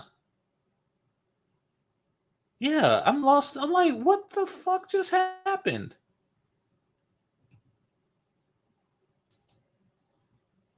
Like, but you're right. when you say dirty foot, they're not talking about those girls. The Brazilian women, they're the ones with dirty foot. But these women who literally walk around town with a towel on, waiting for somebody to smack them in the ass so they can go suck some dick. That they don't have shit to say about that.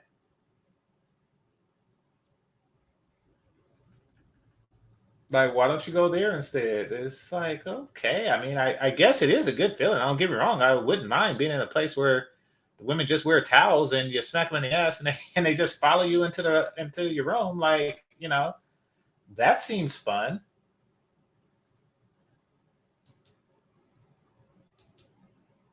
Yeah, that seems fun. Man, all right, let's see. Tariq She's coming for me. Little Minds, Little Entertainment, yeah. And that's another thing, they weren't attractive. You would think if they had attractive women, they would, and they have videos, they have a person who can make videos that get thousands or millions of views, it would be like that. I tell you what I do like. I'm gonna tell you what I do like in Africa. So I'm not gonna completely shit on the continent,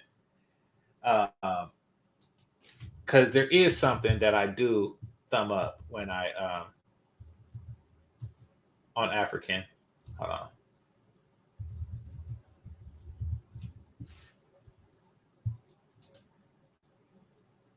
Oh, and those Zulu girls, hey, they can get it. And they have tits out. I can't show it on my thing, even though they show it on YouTube. I can't show it on my thing, but they are tits out and attractive. Zulu. Yeah. South Africa.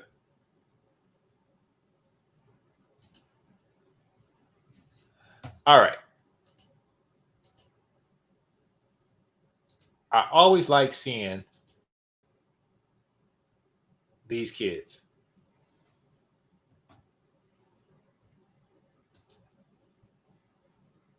I can't play it, but it's to the music of Michael Jackson. That's why he's moonwalking right now. Eddie, are you okay?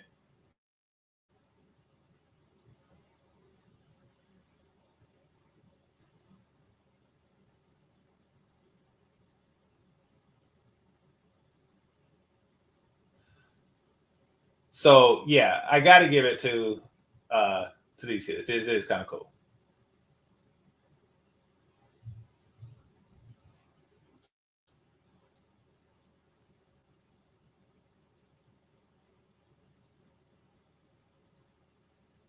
And I like that they did it themselves for kids.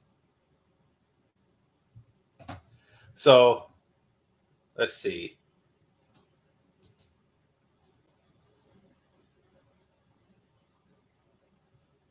They had some better ones, but y'all get the drift. That's what uh, I think, that those kids are cool, better than any Nollywood movie I've seen. I don't know. I mean, maybe I will one day, but I'm not in a rush because, like I said, it's far, and South Africa is the farthest.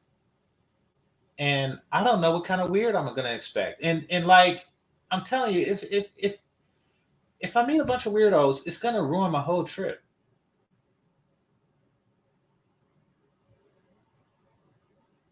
If I meet a bunch of people who say a joke like there was a trail of dollars and then a guy followed the trail of dollars and then he seen a woman in a towel and he said, "Are you for me?" And she said, "Yes, come here." And then he woke up on a piece of cardboard. I'm just like there looking like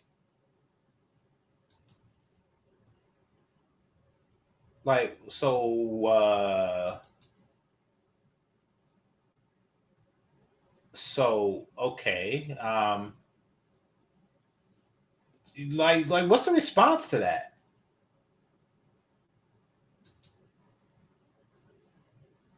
Here's another one.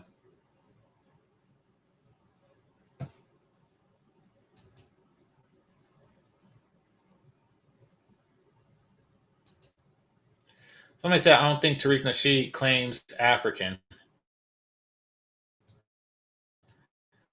Listen, they claim African when there's no check.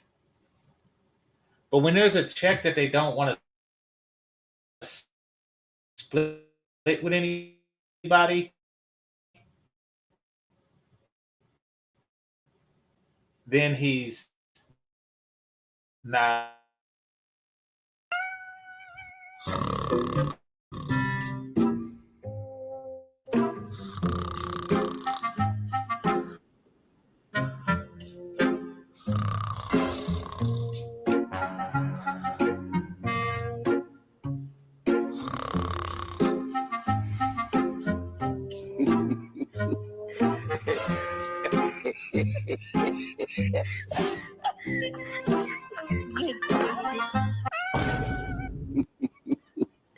Oh my God.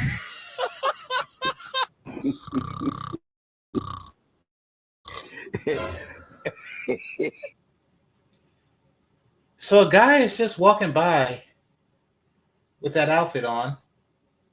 He sees an overweight woman go into her house and he decides to what? Watch her dress? Or was he watching her watch TV or what the hell? This is what passes comedy.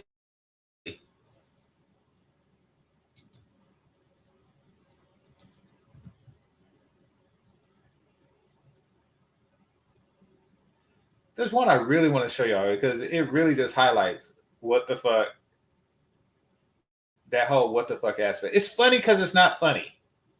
And I wondered if the people who are thumb up in it are laughing at it. I wondered if they're saying, what the hell? Like somebody actually took time out to make this. Somebody that actually went on in somebody's imagination.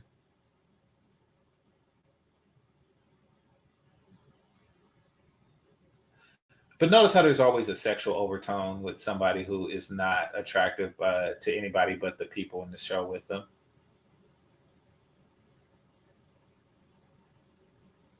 Did he even have porn?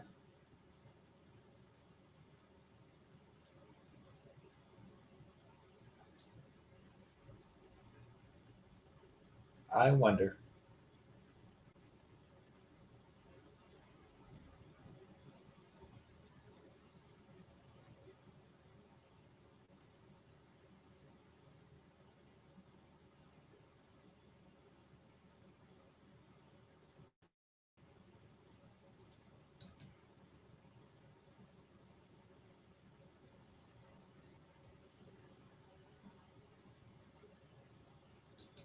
Hold on. Y'all talk in the chat room. I'll be there in a second.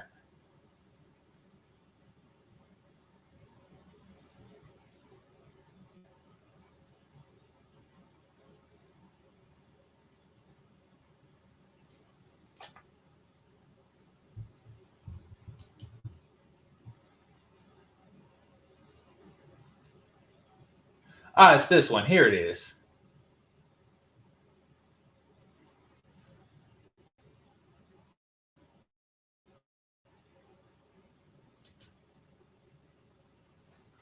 All right. Tell me if y'all can make sense of this one, because this is the most like the biggest what the fuck one.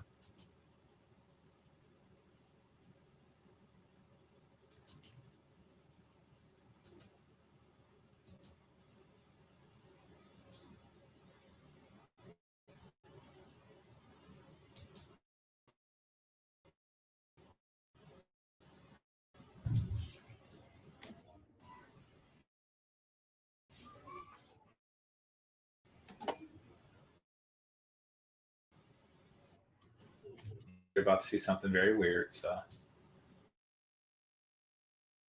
let me rewind it. All right, let me give it a second to catch up.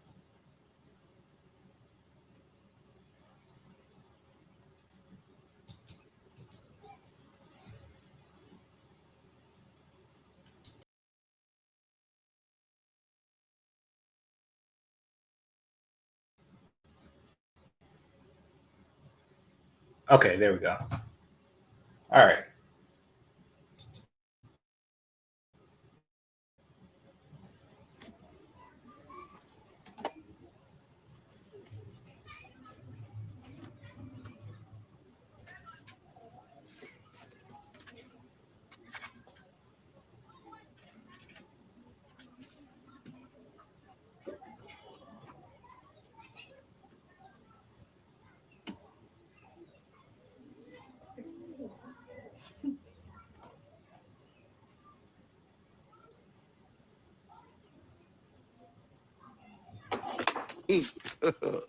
God have mercy upon us.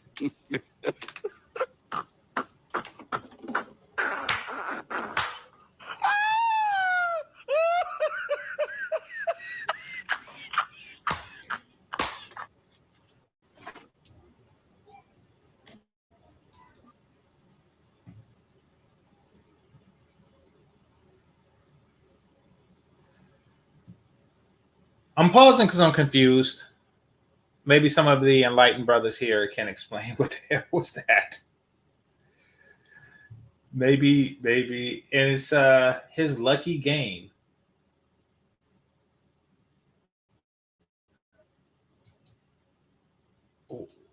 Yeah, so he's trying to put a stick in a bottle for whatever reason.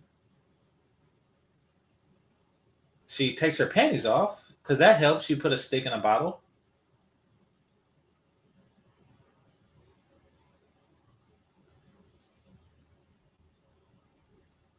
Okay. Yeah, you want to lubricate the stick. This is okay.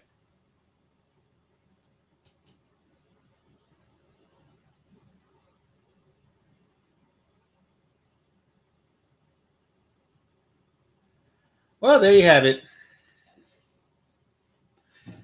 That is entertainment. Anyway, I thank everybody that participated.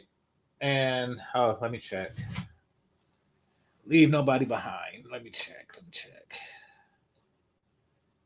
Ah, it's a good thing I did check. Okay.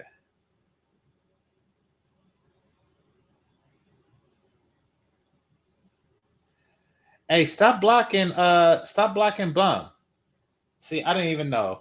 Um Stop blocking Bum. All right, now I gotta unblock her.